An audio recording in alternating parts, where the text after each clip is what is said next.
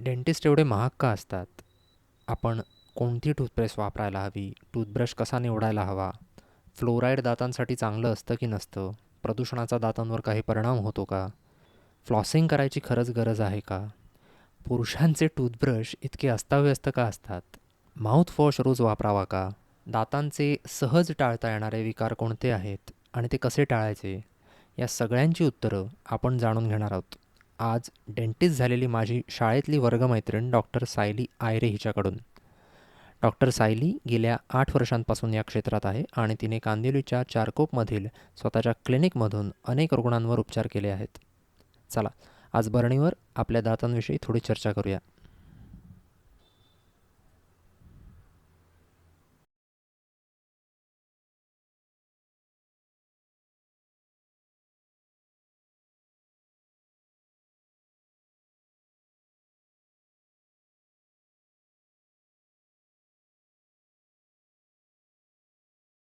Doctor Sayali Ayre, तू dentist आहेस आणि गेली 8 वर्ष चारकोपमध्ये तुझं क्लिनिक आहे.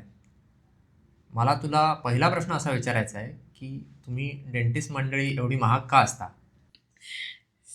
खरं आहे, डेंटिस्ट महाग असतात, पण त्याचे दोन पैलू आहेत. ते मी पहिले एक्सप्लेन करते. पहिलं तर डेंटल क्लिनिकचं जे सेटअप आहे ते खूप एक्सपेन्सिव्ह आहे, खूप महाग. आमच्या चेअरपासून, मटेरियल्सपासून, तसंच डेंटल एक्सरे मशीन पण आम्हाला घ्यायला लागतं. बऱ्याचशा गोष्टी आहेत, स्टाफची सॅलरी असते. आता तुम्ही कुठल्या ठिकाणी क्लिनिक टाकलं आहे त्याच्यावरती पण डिपेंड करतं की तुमचं रेंटवर आहे, EMIवर आहे, त्याचे खर्च असतात. ते खर्च तर बरेच आहेत साईड बाय साईड. ते ट्रीटमेंटच्या कॉस्टवरती इफेक्ट करतात. ही एक साईड झाली. दुसरी गोष्ट की जेव्हा आमचं शिक्षण होतं त्याच्यावरती खूप खर्च होतो. जे बेसिक BDS डेंटिस्ट आहेत त्यांचा खर्च वेगळा आणि काही लोक मास्टर्स पण करतात. त्याचा खर्च अजून जास्त. तो खर्च पण कुठेतरी निघणं अपेक्षित असतं. त्याचा पण आम्ही कॉस्टमध्ये विचार करतो. एरिया कुठला आहे क्लिनिकचा त्याच्यावरही मॅटर करतं बऱ्याच गोष्टी. तसे कॉस्ट व्हॅरी करतात बऱ्याचशा डेंटिस्टचे. त्या हिशोबाने कॉस्टिंग जास्त असतं. सेकंडली, कुठल्याही नॉर्मल डॉक्टरसारखं आमचं सेटअप नसतं की तुम्ही आलात, जस्ट चेक केलं, गोळ्या लिहून दिल्या आणि पाठवून दिलं. असं डेंटिस्टकडे होत नाही. आम्ही तुम्हाला जेव्हा बसवतो डेंटल चेअरवरती चेकअपला, तर त्या खुर्चीचा एक खर्च आहे. प्रत्येक पेशंटसाठी आम्हाला ग्लव्स, मास्क, बाकी बऱ्याचशा गोष्टी, मग ते जे आम्ही चेकअप करतो, माउथ मिरर आहे, प्रोब आहेत, हे सगळं सारखं सॅनिटाईज करायला लागतं किंवा नवीन वापरावे लागतं. बरोबर, त्याचा खर्च वेगळा आहे. प्लस जे ग्लव्ज असतात, मास्क असतात, ते डिस्पोजेबल असतात. त्यामुळे ते प्रत्येक पेशंटला वेगळं वापरणं अपेक्षित आहे. त्याचा खर्च असतो. जेव्हा एखादा पेशंट क्लिनिकमध्ये येतोय, ह्या सगळ्या गोष्टी आम्ही करतोच आहोत यूज. त्यानंतर आम्ही तुम्हाला नॉलेज पण देतो, काय प्रॉब्लेम आहे, काय नाही आहे.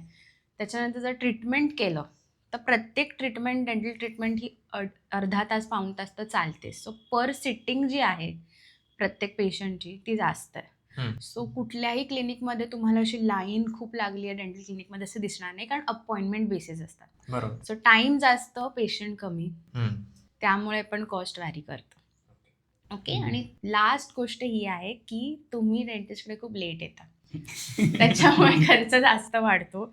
जर तुम्ही रेग्युलरली याल, खर्च कमी होणार. रेग्युलरली म्हणजे कधीपासून किती वेळा यावं म्हणजे वर्षातून असं काही? आयडियली 6 महिन्यातून एकदा चेकअप पाहिजे सगळ्यांचं. आय एम शुअर की तुम्ही दोघंही नसाल जात. 6 महिन्यातून एकदा तर डेफिनेटली नाही जात. भारतात असं आहे की जेव्हा दुखणार किंवा काही त्रास होणार तेव्हाच डेंटिस्टकडे जायचं. आपल्याकडे तेवढी जागरूकता अजून झालेलीच नाही आहे, बरोबर. मी तरी जनरली ट्राय करते की जागरूकता वाढावी लोकांमध्ये, त्याच्याकडे माझा कल जास्त असतो. माझ्याकडे कितीही पेशंट आले दिवसाला, मी ती सेम गोष्ट सारखं रिपीट करत असते की 6 महिन्यातून परत फॉलोअपला या, वर्षातून एकदा फॉलोअपला तरी या. पण ते कोणी फॉलो एवढं करत नाही जोपर्यंत त्रास नाही होत. आयडियली 6 महिन्यातून एकदा आलात तर व्हेरी गुड, कारण मग तुमचा खर्च फक्त कन्सल्टेशन चार्जेसवरतीच थांबतो. वर्षातून एकदा आलात की मग कदाचित एखादं फिलिंग वाढतं. 2-3 वर्षातून आलात की मग रूट कॅनल होऊ शकतं, बऱ्याच गोष्टी होऊ शकतात. 6 महिन्यातून एकदा व्हिजिट करा. मी टार्टर काढायला डेंटिस्टकडे जाऊन आलो की नंतर काही दिवस दात असे खिळखिळे वाटतात. राईट. ते खरोखर अशक्त होतात की टार्टरने जरा टेकू मिळालेला असतो आणि सवय झालेली असते म्हणून वाटतं. आणि दुसरं म्हणजे फिलिंग करायला किती वेळा जायला हवं, कारण अं, दात काय मी स्वतः घासू शकतो ना, त्यासाठी मी डेंटिस्टकडे कशाला जायला हवं. पण मग टार्टर जमत राहतो, राईट. तर मग किती वेळा जायचं फिलिंग म्हणजे क्लिनिंग करायला. सो पहिलं तर मी टार्टर काय ते एक्सप्लेन करते. टार्टर म्हणजे बेसिकली आपण काही खाल्ल्यानंतर दातावरती एक बुळबुळीत लेअर तयार होते. हो. ओके. ती आपण ब्रशिंग करतो, निघून जाते. आता काही वेळा ही जे लेअर आहे त्याला प्लाक म्हणतात, ती कॅल्सिफाय होते विथ टाईम, ज्यांचं ब्रशिंग नीट होत नाही आहे. काही अशा जागा असतील दातांमध्ये, समजा दात खूप आकडे तिकडे आहेत. कॅल्सिफाय होते म्हणजे त्याला कॅल्शियमची रिॲक्शन होते. राईट, म्हणजे कडक बनते ती लेअर. इन हां. शॉर्ट, समजा सॉफ्ट लेअर आहे स्टार्टिंगला, प्रॉपर क्लिनिंग नाही होत आहे, मग ती कॅल्सिफाय झाली म्हणजे कडक बनते. ती लेअर तुम्ही ब्रशिंगने नाही काढू शकत. ओके. ओके. सो त्याच्यासाठी तुम्हाला क्लिनिंग डेंटिस्टकडे जाऊनच करायला पाहिजे, जे आमचं मशिनरी असतं. बेसिकली या ट्रीटमेंटला स्केलिंग म्हणतो. सो ती मशीननेच ती लेअर निघणार. तुम्ही किती जोरजोरात ब्रश तुमचा जर घासत असाल दातावरती, ती लेअर निघणार नाही. उलटा अजून दात डॅमेज होणार. रक्त येईल. राईट. सो बेटर आहे की 6 महिन्यातून एकदा जर तुम्ही डेंटिस्टकडे गेलात, क्लिनिंगसाठी 6 महिन्यातून एकदा जायचं असतं, अच्छा. जे 99% लोकांना माहिती नाही आहे. 6 महिने नाही तर ॲटलिस्ट वर्षातून एकदा, की बाबा दिसत नाही आहे चांगलं म्हणून तरी जावं. पण तेही नाही आहे, कारण त्या लेअरने दुखत नाही, काहीच पेन होत नाही. सो ती लेअर काय करते, दात तुमच्या जनरली बॅक साईडला असते, फ्रंट टीच्या बॅक साईडला जास्त, कारण तिथे एवढं क्लिनिंग होत नाही. ज्यांचे दात मागे पुढे असतील तर मग ब्रशिंग अजून डिफिकल्ट होतं. सो ती लेअर इझिली बनते. त्या लेअरचं काम हे आहे की तुमच्या गम्सना वीक करणं, इन शॉर्ट. ठीक आहे. सो त्या लेअरमध्ये मी बेसिक टर्ममध्ये सांगते तर बॅक्टेरियाज असतात, जे तुमच्या हिरड्यांबरोबर रिॲक्ट करतात. त्याचं काम आतल्या आत चालूच असतं. त्या पिवळ्या थराच्या खाली काम चालूच आहे. सो तुमच्या ज्या हिरड्या आहेत त्या कमकुवत होत चालल्यात त्या लेअरमुळे. पेन नाही करत, काही नाही करत. अल्टिमेटली काय होणार, तुमच्या हिरड्या कधी कधी रक्त त्याच्यातून यायला लागतं किंवा सुजतात. अशा वेळी तुम्ही डेंटिस्टकडे जाता. राईट. सो जेव्हा तुम्ही जाता, किंवा कधी कधी ॲक्सिडेंटली दात दुखतोय म्हणून आलेले असतात आणि आम्ही सांगतो की हा प्रॉब्लेम आहे, क्लिनिंग करून घ्या. सो तेव्हा त्यांना असं वाटतं की दात तर आता माझे हलत नाही आहेत, चांगले आहेत, मग कशाला करा. पण ते लेअर जेव्हा आम्ही एक्सप्लेन करतो की तुमचे हिरड्या कमकुवत करतात, काढून घ्या. काढल्यानंतर काय होतं, त्यांनी ऑलरेडी खालची जी हिरडी आहे दाताची ती खाल्लेली असते. अच्छा. ओके. सो दात ऑलरेडी तुमचे कमकुवत आतमध्ये झालेले आहेत. लेअर काढल्यानंतर ते दात हलायला लागतात. सो आयडियली त्या लेअरने तुम्हाला एक फॉल्स रिॲक्शन असं दाखवलेलं असतं की तुमचे Security. दात चांगले आहेत, हलत नाही आहेत. False bridge. ठीक आहे. फॉल्स स्प्लिंटिंग बोलू शकतो आपण, ज्याच्यामध्ये स्प्लिंट म्हणजे दात एकामेकांना धरून राहिलेले आहेत. ते काढल्यानंतर दात हलतात. सो लोकांना हे वाटतं की क्लिनिंग केलं म्हणून आता दात माझे लूज झाले. ॲक्च्युली दात आधीच लूज आहेत, अच्छा. फक्त ते लेअर तिथे होतं. पण जर ते लेअर, मग तुम्ही म्हणाल मग लेअर कशाला काढा, राहू दे. ती ठेवली तर हळूहळू हिरडीबरोबर आतलं बोन पण खायला लागतं आणि मग दात लूज होतात आणि इव्हेंच्युअली पडून जातात. सो लोक त्या स्टेजला पण येतात की इतके हलत असतात दात, काही त्यांना प्रॉब्लेम नाही आहे, दात किडला नाही आहे, दुखत नाही आहे, काहीच नाही, पण दात हलतात. काही नसताना ते दात काढावे लागतात. सो हे जर तुम्हाला अर्ली स्टेजमध्ये कळलं की आपल्याला हे लेअर क्लीन करून घ्यायला हवं होतं, केलं असतं तर मग दात वाचला असता. मग तिला काय फिक्स करता येते का जर ते लेअर एका काढल्यावरती? पॉइंट नंतर जर समजा दात खूप हलतोय तर मग ते सेम पोझिशनवर नाही येऊ शकत. त्याच्यासाठी तुम्हाला गम्सच्या सर्जरीज पण असतात हिरडीच्या, ज्याने आपण परत बोन पण वरती आणू शकतो. बोन ग्राफ्टिंग पण होतं, हिरड्यांच्या सर्जऱ्या पण होतात. ओके. पण सेम काहीही न करता मग सेम नाही होणार. क्लिनिंगने काही फरक नाही पडणार. मग जर एका पॉईंट नंतर दात खूप हलतोय पण बेसिक हलत असेल तर एकदा का क्लिनिंग केलं की मग ती हिरडी हेल्दी होते आणि ओके. वरती येते. सो अर्ली स्टेजमध्ये जाल तर चांगले फायदे पडतात. ज्यांना आतून रिटेनर असतो त्यांना तर राब जास्त जमत असेल टार्टर. रिटेनर्स जे आहेत ना, त्यांच्यामध्ये किंवा ज्यांचं आपण तारेचं ट्रीटमेंट करतो, ब्रेसेसचं, त्यांना क्लिनिंग डिफिकल्ट जातच. सो जेव्हा ही ट्रीटमेंट आम्ही एक्सप्लेन करतो की तुम्हाला हे आता करायचं आहे, ह्याच्यामध्ये तुम्हाला क्लिनिंग अपेक्षितच आहे की छान ठेवायचे. हम्म. नाहीतर काय होणार, दात तर तुम्ही सरळ वगैरे करून घेतायत पण हिरड्या खराब होत चालल्यात आणि जेन्युइनली क्लिनिंग करणं डिफिकल्ट होतं त्यांच्यामध्ये. सो त्यांना आम्ही फक्त ब्रशिंग नाही सांगत, त्याच्यामध्ये वॉटर फ्लॉसर करून एक गोष्ट आहे, वॉटर पिक्स असतात किंवा फ्लॉसिंग जनरल तुम्ही करू शकतात ज्याने तुमचे दात हेल्दी राहतील. नॉर्मल ब्रश ब्रेसेसमध्ये रिटेनर्समध्ये तेवढं इझिली क्लीन नाही करत. सो बेटर आहे की थोडं हिरडीला लक्ष द्यायचं किंवा मग त्या ट्रीटमेंटच्या दरम्यानच डेंटिस्टकडून एकदा क्लिनिंग करून घ्यायचं. त्या वॉटर फ्लॉसने तो गम असतो रिटेनरचा, तो निघत नाही. काहीच नाही, काय नाही. काहीच नाही. जे 2 दाताच्या मधली जागा आहे जिथे ब्रश नाही पोचत आहे, सो वॉटर फ्लॉसरचं काम आहे की प्रेशरने 2 दाताच्या मधल्या हिरडीत अडकलेल्या गोष्टी काढून टाक. मग तुम्ही क्लिनिंग करता तेव्हा म्हणजे जर असा आला रिटेनर, तेव्हा जे मशीन आहे आमचं, हम्म. अल्ट्रासोनिक स्केलर म्हणतो, ते पण प्रेशरने आणि पाण्याने क्लीन करतो आम्ही. वॉटर फ्लॉसर तुम्ही घरीच यूज करू शकता, त्याच्यासाठी मग सारखं डेंटिस्ट करायची गरज नाही आहे. तुमचं जोपर्यंत ट्रीटमेंट चालू आहे तोपर्यंत ती गोष्ट तुम्ही वापरू शकता, नंतरही डेली वापरू शकता. पण ती फक्त रिटेनर लावली असेल तर की कोणीही, म्हणजे ब्रेसेस आणि त्यांच्यासाठी तर सांगतोच, किंवा जे डेंटल इम्प्लांट्स पण करतात त्यांच्यामध्ये पण थोडंसं डिफिकल्ट असतं क्लिनिंग करणं, तर त्यांच्यासाठी वॉटर फ्लॉसर खूप आणि ज्याला आता समज मला जसं काहीच नसेल तर मग गरज आहे का? करू शकतो. ज्यांना करू शकतो. फ्लॉसिंग नाही करायला आवडत, ओके. स्पेसिफिक धाग्याने करायला नाही आवडत आहे, त्रास वाटतोय, त्यांनी वॉटर फ्लॉसर यूज करा. ओके. पण मग फ्लॉस वापरल्याने फरक किती पडतो? कारण फ्लॉस मी प्रामाणिकपणे सांगतो, मी बऱ्याचदा ऐकलंय फ्लॉस वापरायला हवं वगैरे. अगदी माझ्या कामात सुद्धा मी ते टाईप केलेलं आहे चिकारदा क्लिनिकसाठी राईट, की फ्लॉस वापरत जा वगैरे वगैरे. राईट. पण तू मगाशी म्हणा आता वॉटर फ्लॉस हे मी पहिल्यांदा ऐकतोय, कारण मी पहिलं तर तो धागा यायचा आधी, आणि आता ते प्लास्टिकच्या एवढ्या काड्या येतात ते बघूनच वाटतं की अरे बापरे केवढा कचरा होणार, रोज फक्त एक वापरायचं आणि टाकून द्यायचं. तर मग फ्लॉस वापरल्याने आणि न वापरल्याने किती फरक पडतो? एखादा माणूस बाकी सगळं पाळतोय पण फ्लॉस वापरत नाहीये आणि एक माणूस फ्लॉस वापरतोय, किती फरक पडेल?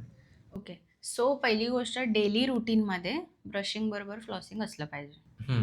ओके, जे फ्लॉस करतात त्यांना कॅव्हिटीज कमी होतात. त्याचा फायदा हा आहे, मी सांगते की ब्रशिंग तर आपण जेव्हा करतो दाताच्या वरच्या पोर्शनवर, जिथून खातोय त्या पोर्शनवर आणि बॅक साईडने क्लिनिंग होतं बऱ्यापैकी.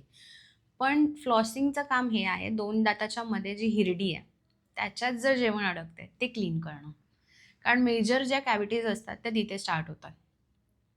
सो जर तुम्ही डेली फ्लॉसिंग करताय तुमच्या हिरड्या पण मजबूत राहतात आणि कॅव्हिटीज कमी होतात. दातातली फट नाही वाढत? कारण तेच मी सांगते, फ्लॉसिंग जर तुम्हाला राईट वेमध्ये येत असेल तर ठीक आहे. जर चुकीचं फ्लॉसिंग करत असाल, मेजर लोकांना माहितीच नाही आहे, कारण डेंटिस्टकडे जातच नाहीत विचारायला की कसं करायचं. पहिलं फ्लॉसिंगच माहिती नाही, आल्यानंतर समजा आम्ही एक्सप्लेन पण करतो असं करा, नंतर ते घरी जाऊन समजा चुकीचं करत असतील तर मग फट वाढणार. ओके, सो त्याच्यासाठी मग ह्या गोष्टी आता आल्यात, इन्व्हेंट केलेल्या आहेत. वॉटर फ्लॉसर म्हण की आता टूथपिक्स ज्या आपण वापरतो फ्लॉसवाल्या त्या पण त्या प्लास्टिकच्या आहेत, डिस्पोजेबल असतात. सो माझ्या मते बेस्ट ऑप्शन तर वॉटर फ्लॉसरच आहे, जो तुम्हाला लास्ट करू शकतो जास्त टाईमसाठी. मग तो स्वस्त असतो, महाग असतो? ठीक आहे, ॲव्हरेज रेंजमध्ये आहे. 1000च्या वर पण येतात, 1000च्या खालीही येतात आणि तिचा चांगला पण इन्व्हेस्टमेंट सांगून ठेवा ना, आहे. लोक पहिलं ते विचारणार की पैसे बरोबर. किती मोजावे लागतील. पण ते नंतर ट्रीटमेंटला देण्यापेक्षा तर ह्याच्यात हा, इन्व्हेस्ट केलेले ओके, असं हा. चांगले आहेत. बरोबर. मग ते पण 2दा करायचं का? म्हणजे जसं सांगतात डेंटिस्ट की ब्रश 2दा नाही करा. नाही, ब्रशिंग 2दा, फ्लॉस एकदा केलं तरी चालेल. जस्ट रात्री केलं झोपायच्या आधी तरी खूप आहे. ओके. बरं, मग आता आपण ब्रशिंगवर येऊया. दिवसातनं 2दा करायला हवं, मान्य. Right. माझं काय होतं, मी जर रात्री दात घासले तर माझी झोप उडते, बरोबर, मला एकदम फ्रेश वाटतं. बरोबर. पण मग जर थोडं दिवसातनं आधी करायचं म्हटलं तर आता मी एनॅमल बद्दल वाचलंय की खाऊन झाल्यावर एनॅमल थोडं दुबळं होतं, Right. मग तेव्हा लगेच मी दात घासले तर मग ते निघून जाईल ना, त्याची लेअर आहे ती. तर मग दात नेमके दुसऱ्या वेळेचे दात कधी घासायचे नेमके? सी, आयडियली 2दा ब्रशिंग करायचं हे सगळ्यांना माहिती आहे, करत कोणी नाही. ओके, ज्यांचे दात चांगले आहेत समजू शकतो की चला एकदा ब्रश केलं, माझे दात चांगले आहेत, मला कॅव्हिटीज नाही आहेत, नाही केलं चालेल. पण ज्यांना ऑलरेडी प्रॉब्लेम आहेत तेही 2दा ब्रश करत नाहीत. सकाळी ब्रश करायची सवय सगळ्यांना आहे. रात्री याच्यासाठी ब्रश करायचं की तुम्ही दिवसभर जे पण खाल्लंय ते झोपायच्या आधी क्लीन झालं पाहिजे, कारण झोपताना तोंड बंद राहतं तेव्हा कॅव्हिटीज वाढतात. काही लोकांना जेवायच्या जस्ट आधी झोपायच्या जस्ट आधी काहीतरी खायची सवय असते आणि मग ते झोपतात. ते तसंच आहे, म्हणजे चूळही नीट भरलेली नाही आहे. मग कॅव्हिटीज तुमच्या वाढणार. ओके. दुसरी गोष्ट, मग ब्रशिंग करायचंच असेल तर मग झोपायच्या आधी केल्यानंतर हा प्रॉब्लेम खूप कॉमन आहे की ब्रश केला आता मला झोप नाही येते. त्याचं रिझन्स आहेत, कारण तुमच्या ब्रशिंग जेव्हा तुम्ही करता काहीतरी ॲक्टिव्हिटी होते, सो ब्रेन अलर्ट झालं, काहीतरी मी आता काम केलं आहे प्रोडक्टिव्ह. दुसरी गोष्ट, ब्रशेस पेस्टमध्ये बऱ्यापैकी फ्लेवरिंग एजंट्स असतात, ज्याच्यामुळे पण टेस्टमुळे छान वाटतं. आता फ्रेश झालं, मिंट असू शकतो फॉर एक्झाम्पल. सो फ्रेश वाटल्यानंतर मग झोप नाही आहे. पण मग कधी करायचं, तर जेवल्याच्या लगेच नंतर नका करू, कारण जेव्हा आपण जेवतो ॲसिड प्रोड्यूस होतं तोंडामध्ये, बरोबर. मग ते ॲसिड जर तुम्ही त्याच्यावरती ब्रशिंग केलं ना, तर तुमच्या दाताचं जे फर्स्ट लेअर आहे एनामेल, ते निघून जाणार आणि मग दात सेन्सिटिव्ह व्हायला लागतात. सो खूप छोट्या छोट्या गोष्टी आहेत, जे बेसिक लोकांना माहिती पण नाही. मग ब्रश करायचं तर लगेचच करा, नाही.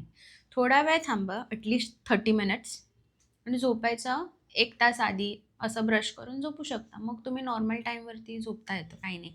किंवा बाथरूममध्ये जर समजा तुम्ही आता ब्रशिंग करायला बाथरूममध्ये जात असाल तर लाईट्स थोडे डीम ठेवू शकतात, जेणेकरून काही आपल्याला असं नाही झालं पाहिजे की आता माझं ब्रेन अलर्टच झालं. मेंदूला हे नाही वाटतं का मागे आता दिवस आहे. हां, स्टिम्युलेशन काहीच नसलं पाहिजे आयडियली.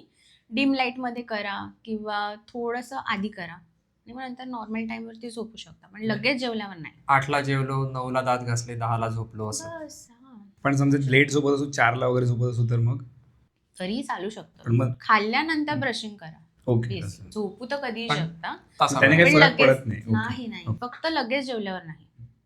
मी ऐकलंय दात जर पुढे मागे असतील, पुढे असतील विशेषतः, तर श्वास नीट घेता येत नाही. मग त्यामुळे आयुर्मान कमी होऊ शकतं माणसाचं. मग पण समज दातात थोड्याफार फटी असतील, म्हणजे ज्याचे दात पुढे आहेत त्याने ते सरळ करून घेतले पाहिजेत, बरोबर आहे. दातात थोड्याफार फटी आहेत, भेंडीची ती बी अडकते, फक्त एवढ्याच काहीतरी छोटे मोठे त्रास आहेत. मग अशा लोकांनी ते सरळ करून घ्यावेत का? कारण त्याने फक्त मग बाबा दिसायला तू आता जरा बरा दिसतोयस असा एवढाच फरक पडतो, की खरोखर आरोग्याला काहीतरी फायदा होतो? सांगते. सो तारेचं जे ट्रीटमेंट आहे, ज्याला आपण ब्रेसेसचं ट्रीटमेंट म्हणतो, तारेचं ट्रीटमेंट आधी असं होतं की लहान मुलांनीच करायचं.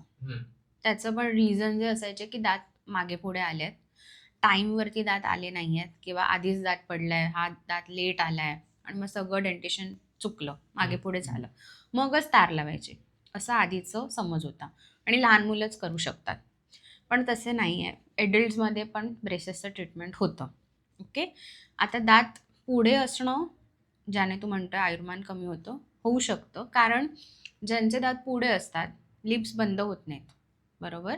आणि मग झोपताना ते नाकाने श्वास घेत नाही, तोंडाने घेतात, त्याला माउथ ब्रीदिंग म्हणतात. विथ टाईम तुम्हाला स्लीप अपनिया हा त्रास होऊ शकतो, म्हणजे श्वास घेताच येत नाही झोपताना.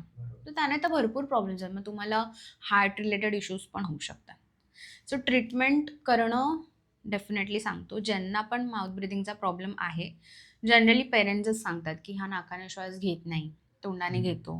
काहींना फक्त म्हणजे लहानपणीच अंगठा चोखायची सवय असते, तर त्यांच्याने पण दात पुढे आलेले असतात, बरोबर. आपण असा ठेवतो अंगठा, सो दात पुढे, तर त्यांच्यामध्ये पण माउथ ब्रिदिंग होतं. सो ह्या सगळ्यासाठी पण करेक्शन पाहिजे.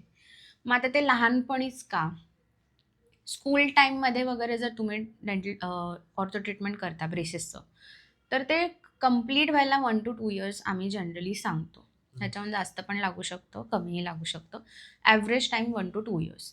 मग जेव्हा तुम्ही स्कूल टाईममध्ये करता ना, लहान मुलं तेवढी कॉन्शियस नसतात स्माईलबद्दल, पण जेव्हा तुम्ही कॉलेजमध्ये जाता किंवा त्याच्याहून जास्त जॉब्सना जाताय, कुठलं तुमचं प्रोफेशन काही असू शकतं, मग तेव्हा ते कॉन्शियस फील होतं. मग तेव्हा असं वाटतं मी आधी ट्रीटमेंट केलं असतं तर बरं झालं असतं. सो ही ट्रीटमेंट जनरली लवकर केलेलं बरं, पण असं नाही की लहान मुलंच करू शकतात, कोणीही करू शकतं. हे झालं दात पुढे असतील तर. दात वाकडे तिकडे असतील तरीही ट्रीटमेंट करायला पाहिजे तारेचं, कारण मागे पुढे असताना दात क्लीन होत नाहीत. ह्या पेशंट्समध्ये कॅव्हिटीज जास्त होतात. सेम क्लिनिंग तर नीट होतच नाही, त्याच्यासाठी स्केलिंगला समजा तुम्ही नाही येतात, मग त्याच्याने तुमचे कॅव्हिटीज पण वाढतात, कारण जेवण अडकत राहते, क्लीन होत नाही आहे, कॅव्हिटीज वाढले, मग बाकीचे प्रमाण. आणि ते दात जर मागे पुढे आहेत तर एका दाताची कीड मग ती बऱ्याच सगळीकडे दातांना येते. लागते.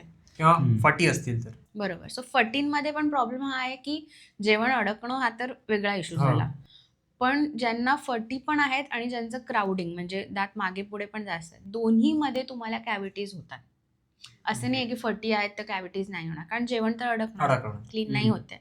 आणि ज्यांना फटी आहेत त्याच्यामध्ये ते टार्टर जे आहे ते जास्त पण जमतं. ते जास्त Okay. जमतं. येस. सो क्लिनिंग जर तुम्ही नसाल करत हम्म. तर मग हे बाकीचे जे इश्यू आहेत ज्याच्यामध्ये तुमचा दात परमनंटली डॅमेज होतोय हम्म, ते हम्म. वाढतं. सो तारेचं ट्रीटमेंट जस्ट एस्थेटिक पर्पजसाठी नाही आहे. एक एज नंतर एस्थेटिकच रिझन असतं की माझा दात पुढे मागे आहेत, फटी आहेत, मग ते करून द्या नीट वगैरे. हम्म. ॲक्च्युअल बऱ्याचशा गोष्टी आहेत, ह्या सगळ्या गोष्टी मॅटर करतात की दाताची हेल्थ चांगली राहणं, हिरडीची हेल्थ चांगली राहणं, त्याच्यासाठी पण ऑर्थो ट्रीटमेंट लागते. Okay. आणि अलायनर्स जे आपण त्याच्यामध्ये हा, करतो, right. आता आजकाल आपण ट्रान्सपरंट ब्रेसेस ज्याला म्हणतात बेसिकली, ते खूप ट्रेंडमध्ये आहेत. सो लोकांना ते तारेचं थोडं कॉन्शियस फील व्हायचं की तार दिसते, आता मी या एजमध्ये कुठे तार लावून जाऊ, सगळ्यांना दिसणार माझं ट्रीटमेंट चालू आहे. म्हणून ते ट्रान्सपरंट ब्रेसेस करतात ज्याला अलायनर्स बोलतो. बेसिकली प्लास्टिक ट्रेज आहेत, कस्टमायझेबल असतात, तुमच्या दाताच्या हिशोबाने ते बनवून येतात. ठीक आहे. पण त्याच्यामध्ये पण कसं आहे, सगळं तुमच्यावरती डिपेंड करतं. तुम्हाला ते दिवसभर घालायचं असतं. शिस्त हवी. हां. सो ब्रेसेसच्या ट्रीटमेंटमध्ये तसं नाही आहे. ब्रेसेसमध्ये तुम्हाला जस्ट डेंटिस्टकडे महिन्यातून एकदा यायचं असतं. एकच अपॉइंटमेंट असते 10-15 मिनिटाची. थोडंफार सेटिंग चेंज करतो आणि तुम्ही घरी जाता. अलायनर्समध्ये ते नाही आहे. थोडं महाग पण पडतात ब्रेसेसपेक्षा. पण जर तुम्ही म्हणाल की आपण तारेपेक्षा चांगला रिझल्ट येतो का? जे एकदम मिनिमल केसेस आहेत, थोडंसंच स्पेसिंग आहे, थोडंसं क्राउडिंग आहे, ते करेक्ट होतात. मेजर केसेससाठी ब्रेसेसच करायचं बेटर आहे. अशी एक समजूत आहे की तारा लावल्या तर दुखेल किंवा सालपटं निघतील, अलायनर्सने किंवा त्या इनविजिबल जे असतात त्याने काही होणार नाही. तर तसं आहे का? बघ, जेव्हा आपण नवीन चप्पल घेतो, हां, थोडे दिवस ती लागतेच. हो. एकदा का मार लागला तिकडे, साल निघालं की मग ती नॉर्मल होतं. हम्म. सेम असतं तारेबरोबर. जेव्हा एकदम नवीन तार असते, आम्ही लावायच्या फर्स्ट सेटिंगलाच सांगतो की ती तार लागणार. गालाला लागू शकतो, ओठाला लागू शकतो, जखम होऊ शकते. सो ऑलरेडी एक मेडिसिन दिलेलंच असतं की लागलं तर हे ऑइंटमेंट तुम्हाला लावायचं आहे. एकदा का बॉडीला सवय झाली की काही होत नाही. ठीक आहे. दुसरी गोष्ट, ते जे ब्रॅकेट्स असतात ज्याच्यामधून तार जाते ते पण निघायचे चान्सेस असतात. सो तुम्हाला आधीच सांगितलेलं असतं चिकट गोष्टी नाही खायच्या. सो ज्यांना वजन कमी करायचं असेल त्यांनी ब्रेसेसचं ट्रीटमेंट करावं, कारण खूप रेस्ट्रिक्शन खाण्यावर येतात. येतात. हो. हां. सो भरपूर जण असे आहेत की आधी खूप हेल्दी होते आणि नंतर एकदम बारीक होतात तारेचं ट्रीटमेंट केल्यावर, कारण खूप रेस्ट्रिक्शन्स असतात. बऱ्याचशा गोष्टी खाता येत नाहीत, स्पेसिफिकली जंक फूड नाही खाता येत. त्यामुळे हा प्रॉब्लेम थोडाफार असतोच तारेच्या ट्रीटमेंटमध्ये. अलायनर्समध्ये असं आहे की प्लास्टिक ट्रेज आहेत, सॉफ्ट असतात, दिसायला छान दिसतात आणि लागत नाही. मान्य आहे, चांगली आहे ट्रीटमेंट, पण तेवढा छान रिझल्ट येत नाही. जर मिनिमल केस असेल येतो, पण तारेसारखा रिझल्ट येत नाही, असं पर्सनली माझं मत आहे. मग त्याच्यात रिटेनर्स लावून ठेवायला लागतात का अलायनरची ट्रीटमेंट झाल्यानंतर? येस. आयुष्यभर लावला लागतात? कसं असतं की 2-3 ब्रेसेसच्या ट्रीटमेंट नंतर पण लागतं. ओके. ठीक आहे. डिपेंड करतात. रिटेनर्सचं काम हे आहे, समजा तुमच्या दातात खूप फट होती, एक 6 महिन्यानंतर दात आता सरळ झाले, फट क्लोज झाली, सगळं झालं. पण जर तुम्ही रिटेनर्स नाही यूज केले, रिटेनर्सचं काम हे आहे की जी आता तुमची नवीन अलाइनमेंट झाली आहे ती तशीच राहावी. ओके. सो जर रिटेनर नाही वापरलं तर रिलॅप्सचे चान्सेस असतात. सो सेम गॅप परत होणार. सो ते व्हेरी करतं पेशंट टू पेशंट, ज्यांचं केसेसवर डिपेंड करतं कसं आहे. काही पेशंटना आम्ही 6 महिने सांगतो, काहींना वर्षभर सांगतो रिटेनर, काहींना लाईफ टाईम पण असतं.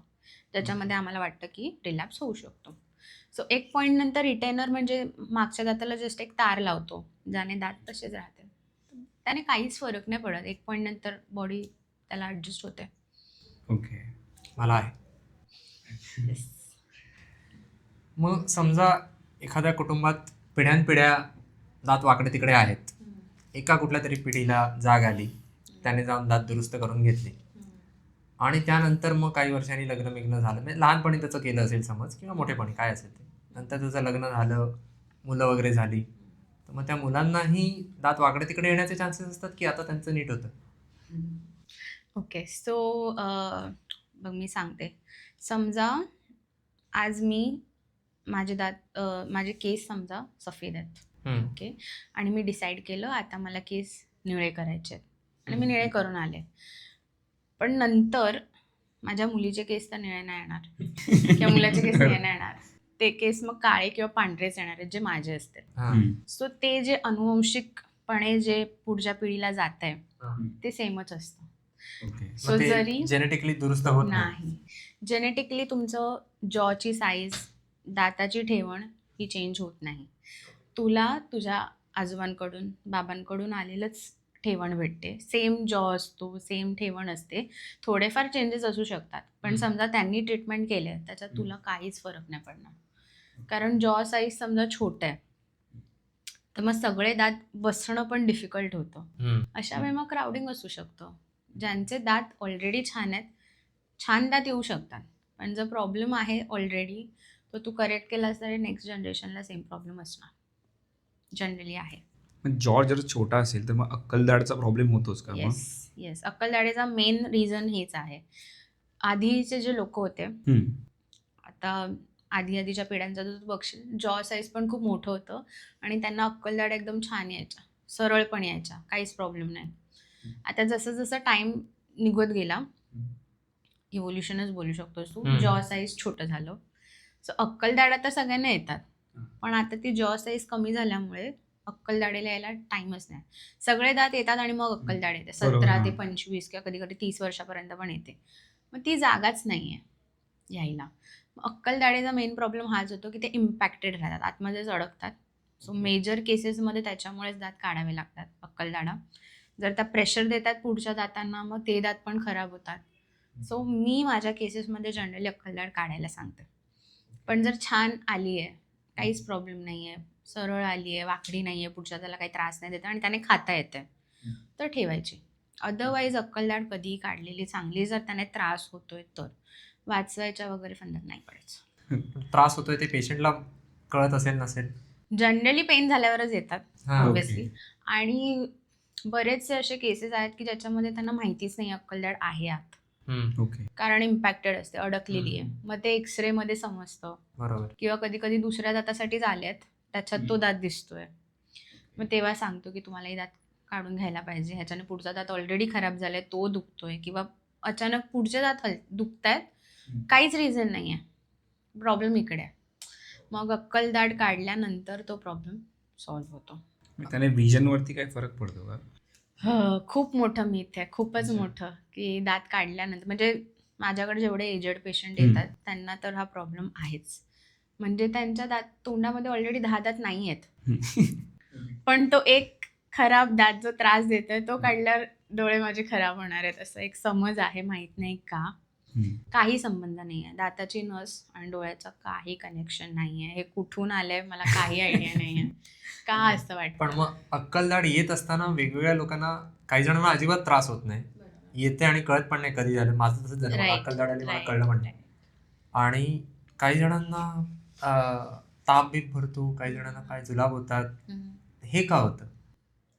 सी अक्कलदाढ जी आहे ही आपल्या नॉर्मल दातासारखी नाही आहे. जसं आपलं दुधाचे दात आहेत, पहिले 20 दुधाचे दात येतात लहानपणी आपल्याला, आणि देन जेव्हा आपला परमनंट फर्स्ट दात कायम दात येतो 6व्या वर्षी 7व्या वर्षी, त्याचं काम काय, समजा हा दुधाचा दात आहे, कायम दात आहे, हा खालून खालून येतो, जे दुधाचा दात आहे त्याच्या मुळाला पूर्ण रिझॉर्व करतो. ठीक आहे. पूर्ण ह्याचं मूळ जेव्हा झिजतं तेव्हा तो हलतो वरती, जे आपल्याला दिसतं की दात हलतायत आणि ते पडतायत. काम ॲक्च्युली ह्याचं असतं, हा खालून प्रेशर देतो, हा हलणार, हा पडणार, हा ह्याच्या जागी आला. असे सगळे आपले कायम दात येतात. अक्कलदाढ पकडून 32 दात असतात म्हणून आपण 32शी बोलतो. ओके. आता सगळ्यांनाच अक्कलदाढा येत नाही, पण अक्कलदाढेसाठी ऑलरेडी दुधाचा दात नसतो. सो जी तुझी हिरडी आहे लास्टची ती फाडून तो दात वरती येतो, त्याच्यामुळे त्रास होतो. तर काहींना नाही होत कारण जॉ साईज मोठी असते, इनफ स्पेस आहे, छान दात यायला, काही त्रास नाही. काहींना त्रास याच्यामुळे होतो कारण तेवढी स्पेस नसते. कधी कधी ती जी हिरडी फाडून वरती येते मग ती हिरडी सुजते, लाल होते, रक्त येते किंवा पॉकेट्स बनतात ज्याच्यात जेवण जाऊन अडकते. किंवा अक्कलदाढ काही आहेत ज्या हाडातच आहेत, वर येऊच शकत नाही आहेत. त्यांना त्रास होणं साहजिक आहे. पण मी तेच म्हटलं, जर तुम्ही रेग्युलर चेकअप्स ठेवले आहेत, तुम्हाला ही गोष्ट खूप आधी कळते आणि ते तुम्ही ऑलरेडी ट्रीट करून घेऊ शकता. मग ज्याची अक्कलदाढ खूप आत रुतलेली आहे, बाहेर येऊ शकत नाही, त्याचं का ती अक्कलदाढ काढणं जास्त कठीण असेल? येस. बेसिकली 4 वेजमध्ये अक्कलदाढा येतात. एक तर सेम, जसं समजा तुला आली आहे, काहीच त्रास नाही झाला, सरळ पण आली. काहींना सरळ तर येते पण अलाइनमेंटच्या बाहेर आहे, म्हणजे गालाच्या साईडला अशी वाकडी किंवा आतल्या साईडला आहे वाकडी. ओके, त्यांना काय प्रॉब्लेम होतो, चावताना गालमध्ये येत राहतो, मग गालाला जखम होते सारखी सारखी. अशा केसमध्ये काढून घ्यावा लागतो, इवन इफ तो दात किडलेला नाही आहे. काढायला पाहिजे, कारण हा त्रास सारखा होतोय, हा. सारखा जखम होणं चांगलं नाही, म्हणून आपण दात काढतो. तिसरा वे आहे की सरळच आहे आतमध्ये दात, पण पूर्ण म्हणजे कदाचित पाऊण दात रुतलेलाच आहे हाडामध्ये, पाव पोर्शन फक्त वरती आलाय. त्याच्याने काय होतं, तुझा बाजूची दाढ अशी आहे आणि अक्कलदाढ अशी आहे, सो ही जी गॅप आहे ह्याच्यामध्ये जेवण अडकत राहतं. अच्छा. ओके, एवढ्या मागे ब्रश जात Brush पण नाही, पोचा. क्लीन होत नाही, चूळ भरून तुम्ही कितीही करा ते क्लीन होत नाही. मग हा दात जो खाली आहे हा किडायला लागतो. मग जो आलाच नाही आहे अक्कलदाढ, ती ऑलरेडी किडली, हे या दाताच्या साईडला किडायला लागतं, बरोबर. सो हा दात पण खराब झाला. सो पहिल्या ज्या 2 दाढ आहेत त्या तर पाहिजेच चावायला, हो. इम्पॉर्टंट आहेत. हे काढलं तरी चालतं. जसं आपण जनरली आता काही डेंटिस्ट मानतात, असं मी मानते की अक्कलदाढ काही ठिकाणी आता आपण बोलू शकतो की अपेंडिक्स सारखं झालेलं आहे. अपेंडिक्सचं काही काम नाही आहे, काढलेलं बरं असतं, तसंच आहे ते. ओके, सो ते काढलं तरी बेटर आहे. ह्या केसमध्ये जो दात बोनमध्ये असतो, काढणं टफ आहे, कारण हाडात रुतलेला आहे. जसे नॉर्मल दात वर आलेला आहे, आपण हा क्राऊन पोर्शन पकडतोय काढतोय, तसं होत नाही ह्याच्यामध्ये. आणि अजून एक व्हेरियंट आहे ज्याच्यामध्ये तुमची अक्कलदाढ आडवी असते आणि हा दात असा आहे झोपलेला, ह्याला हॉरिझॉन्टल म्हणतात. हे आणि हे ह्याच्यामध्ये सर्जरीच लागते, वरची स्किन साईडला करून, हाड साईडला करून, कधी कधी दात आतमध्ये कट करून काढतात, कधी कधी पकडून काढतात, पण ह्याला बिचारे. मायनर सर्जरी आणि मग टाके लागतात. त्याच्या आतमध्ये टाकलं. वरून टाके लावणार. दात काढल्यानंतर तो पोर्शन हॉलो होतो, वरची स्किन आपण सुचर करून टाकतो. म्हणून येत नाहीत लोक, मला ऐकून किती वाटते. पण आता समज हा तुझा दात नाही आडवा केलं तर वाईट आहे आहे. आणि हा हो. दात, जे 99 केसेसमध्ये ह्या दातासाठी येतात, हो. पेन होतंय, माहिती नाही का होतंय, एक्सरेत समजलं की ह्याने ऑलरेडी याचं मूळ खराब केलंय, अच्छा. सो मग फायनली हा दातही काढायला लागतो. सो जर हे आधी माहिती असतं, आधीच काढलं असतं, हा दात वाचला असता. पट्टय असं मी हे नाही म्हणत, पण ऐकून ते सांगतेस तेच मला वाटलं बापरे, ज्यांचं होत असेल किती विचार आहेत. ज्यांना हे येतं हे खरंच लकवर डिपेंड करतं, हो. हा त्रास आहे. आपण आता ब्रश आणि टूथपेस्ट आणि टूथब्रशवर येऊया. ओके. टूथपेस्ट कोणती वापरावी, त्याच्यात काय असावं, लिंबू, मिरची, मीठ, मसाला, कोळसा आणि काय असावं, आणि आलं, लवंग. त्याच्या आलं, लवंग, आणि मागे पट्टी असते, त्याला वेगवेगळे रंग असतात, कधी हिरवा असतो, कधी लाल असतो, कधी काळा असतो, कधी निळा असतो. तर कुठली निवडावी? हिरवी पेस्ट निवडावी असं म्हणतात, काय करावं? सी, हे पण एक मीथ आहे की त्या कलर कोडिंग वाईज फरक पडतो. अच्छा. काही फरक पडत नाही. ते मॅन्युफॅक्चरिंग कंपनीच्या फायद्यासाठी त्या गोष्टी असतात. कुठे कट करायचं आहे, कुठे त्याला फोल्ड करायचं आहे, यासाठी त्या गोष्टी असतात. त्याचा काही संबंध नाही आहे टूथपेस्टच्या इन्ग्रेडियंटशी. व्हेज नॉनव्हेज अशा गोष्टी आहेत, म्हणजे ग्रीन डॉट असेल तर व्हेज, जनरली व्हेजच असतं पेस्ट. जे बघायला पाहिजे मेजरली, आता आपण कुठली पेस्ट, 90% इंडियन्स आपण काय करतो, ॲडमध्ये बघतोय, जे छान वाटतंय ॲडमध्ये, जे पण चांगलं वाटलं, गेलो पेस्ट खरेदी केली. मेन इन्ग्रेडियंट पेस्टमध्ये असलं पाहिजे फ्लोराईड. फ्लोराईड जे आहे ते सगळ्यात मेन इन्ग्रेडियंट आहे, ज्याने तुमच्या कॅव्हिटीज आपण प्रिव्हेंट करू शकतो. आधीच फ्लोराईडचं काम आहे कॅव्हिटी प्रिव्हेंट करणं आणि दाताची सेन्सिटिव्हिटी कमी करणं, हेल्दी ठेवणं दात, इन शॉर्ट. ओके, सो जेव्हा आपण पेस्ट घ्याल, ॲड बघून नका घेऊ, किंवा आपला फेवरेट ॲक्टर आहे, ॲक्ट्रेस आहे, ह्याने ॲड केली आहे, ती जाऊन पेस्ट नका घेऊ. सेकंडली, आजकाल व्हाईटनिंग पेस्टचं फॅड आहे की पर्पल पेस्ट, वेगळ्या वेगळ्या कलरच्या पेस्ट, ह्याने दात सफेद होत आहेत. नाही, रॉंग आहे, सगळं रॉंग आहे, फक्त मार्केटिंग गिमिक आहे, नाही जायचं त्याच्यासाठी. बेसिक पेस्ट वापरा, कुठलीही बेसिक पेस्ट ज्याच्यामध्ये फ्लोराईड आहे चांगल्या प्रमाणामध्ये ते घ्यायचं. ओके. ठीक आहे. बाकी पण बरेचसे गोष्टी असतात ज्या आपण पेस्टमध्ये वापरू शकतो. अब्रेझिव्स करून एक प्रकार आहे. अब्रेझिव्स म्हणजे ज्याने तुमच्या दातावरती असलेली घाण निघून जाते इन शॉर्ट. जसं आपण समजा स्किनला स्क्रब करतोय टॅनिंग घालवायला, डेड स्किन काढायला, तसं काही प्रकार पेस्टमध्ये असतो ज्याने तुमच्या दातावरती समजा स्टेनिंग असेल, प्लाक, कॅल्क्युलस, टार्टर काढण्यासाठी हेल्प करते, त्या गोष्टी असतात. पण ज्या पेस्टमध्ये चारकोल आहे अवॉइड करा, कारण ते दातासाठी चांगलं नाही. जेवढं हार्ड गोष्टी तुम्ही दातावर वापरतायत, दाताचं जे फर्स्ट लेअर आहे एनामल घासलं जातं. पण ते अब्रेसिव्ह नाही होत नाही. अब्रेझिव्ह कमी अमाऊंटमध्ये असलेली पेस्ट बघायची. आता तेवढं नॉर्मल लोकांना समजणं कठीण आहे. सो माझ्या मते तुम्ही जर डेंटिस्टनाच विचाराल की कुठली टूथपेस्ट वापरावी, तर आम्ही बेसिक 4-5 ब्रँड्स आहेत ते सांगतो जे चांगले आहेत. आता मी एक गोष्ट ॲड करते की क्लिनिकमध्ये माझ्या जे 99% लोक आले आहेत, जे माझ्या एक्सपिरियन्सने 8 वर्षात मी बघितले, सेन्सिटिव्हिटीचा इश्यू नाही. ठीक आहे. काही दात किडलेला नाही आहे, सडनली दात येल्लो झाले आणि काही थंड गरम खाल्लं तरी सळसळतं सगळ्या दातांना.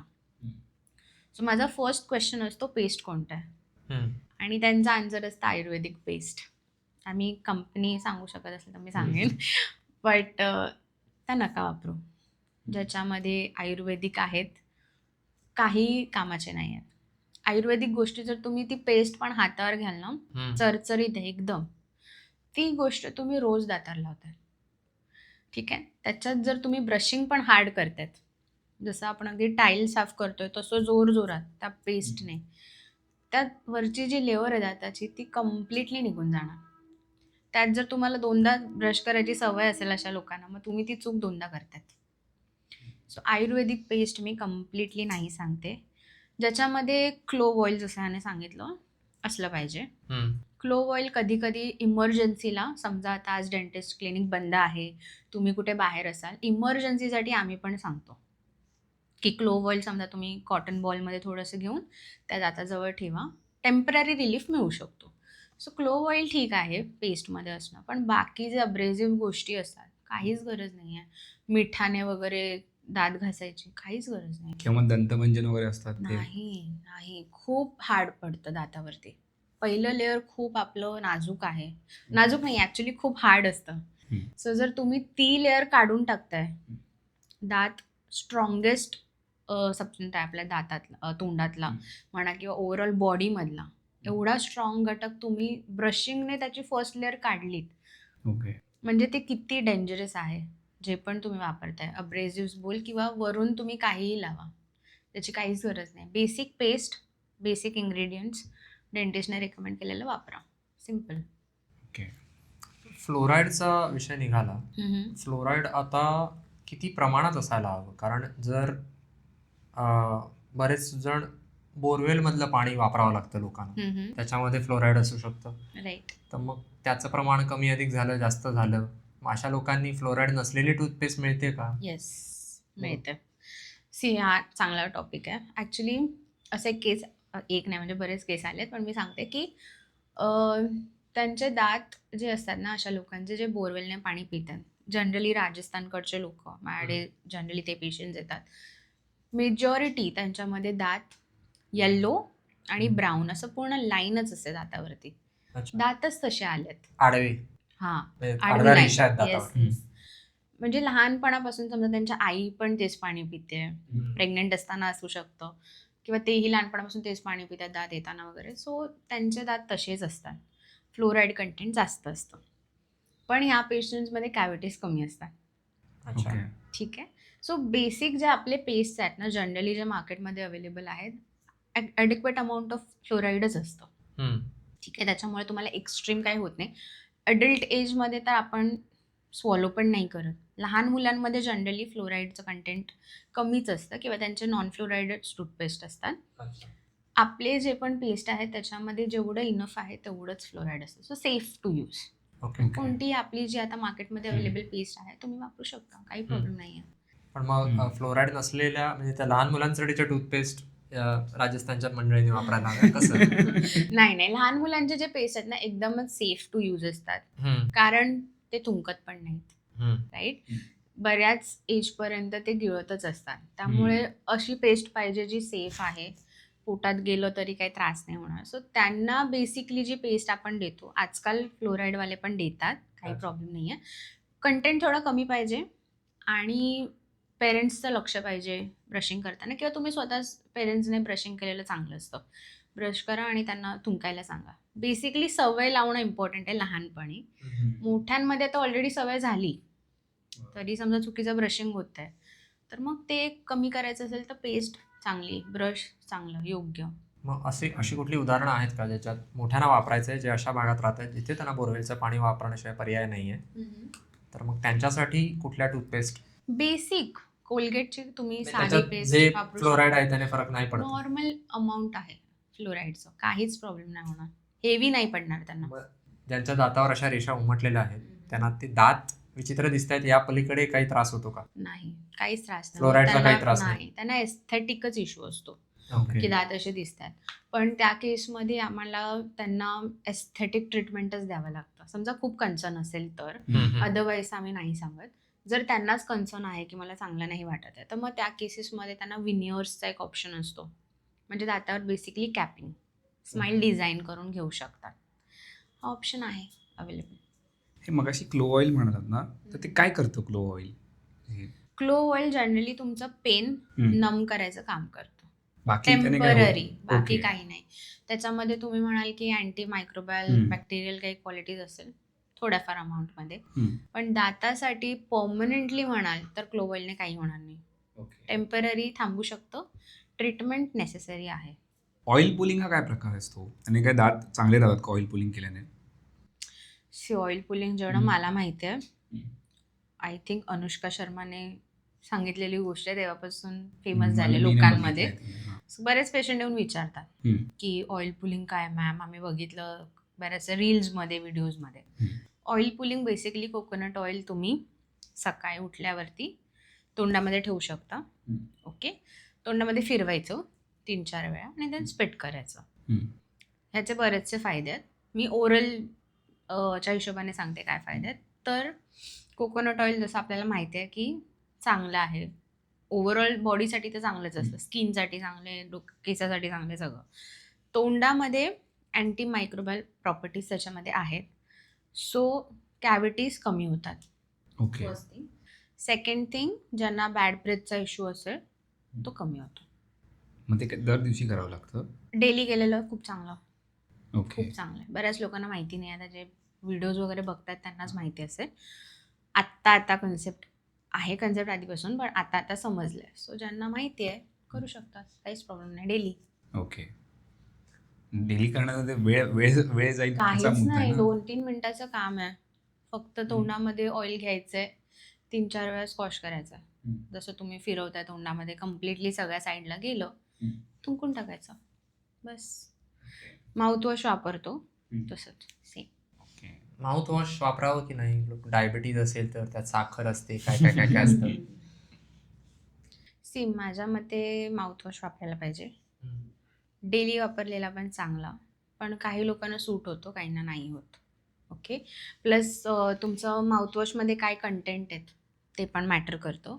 मेजर माउथवॉशेसमध्ये अल्कोहोल असतो. ओके, आता तुम्ही जर मेडिकेटेड माउथवॉश वापरत असाल तर जास्त चांगलं, ते तुम्हाला आता डेंटिस्टच रेकमेंड करू शकतात, डेंटिस्टकडे जाल तर समजेल. पण जर असंच ॲड बघून वगैरे घेत असाल माउथवॉश, तर 2-3 गोष्टी होतात. एक तर ब्रेथ चांगलं राहतं, स्मेल येत नाही तोंडाला. सेकंड थिंग, कॅव्हिटीज कमी होतात बऱ्यापैकी. ठीक आहे, वापरू शकता, पण मग तुम्हाला बघायला लागेल, अल्कोहोल कंटेंट जास्त असेल तर मग डेली नका वापरू, किंवा डेली 2 वेळा ब्रश करत असाल तर 2दा नका वापरू, 1दा वापरा, किंवा वीकली 3-4 वेळा वापरा, असं करू शकता. वापरू शकता, थोडंसं कंटेंट अल्कोहोलचं कमी असेल असं, किंवा अल्कोहोल फ्रीवालं वापरू शकता. फ्लेवरिंग एजंट्स काही चालतील, काही प्रॉब्लेम नाही आहे. पण काही लोकांना असं मी बघितलं की स्टेनिंग पण होतं दातावरती माउथवॉश घेतल्यानंतर, सेन्सिटिव्हिटी वाढते असं वाटतं, मग त्यांनी स्टॉप करावं. नेसेसरी नाही आहे की जसं फ्लॉसिंग नेसेसरी आहे तसंच करायला पाहिजे, नाही. सूट होतंय करू शकता. तोंडाला श्वास येतो त्यावरनं एक प्रश्न की मी स्वतः एकतर मी पाहिलेलं होतं की मी कधी कधी जीभ लहान असताना जीभ साफ करायचा कंटाळा करायचा. मग त्याने मला जास्त आजारी पडायला व्हायचं. पण हे मला नंतर लक्षात आलं जेव्हा मी नियमितपणे जीभ साफ करायला लागलो तेव्हा मला लक्षात आलं की मला सर्दी कमी होते. आणि मग आता असंही वाटतं की जेव्हा बऱ्याचदा काय होतं एखाद्या माणसाशी बोलत असतो जवळ असतो आपल्या आणि मग त्याच्या अचानक त्याने तोंड उघडलं वास येतो एकदम. मग असं वाटतं दात तर घासत असणार पण कदाचित जीभ साफ केली नसेल.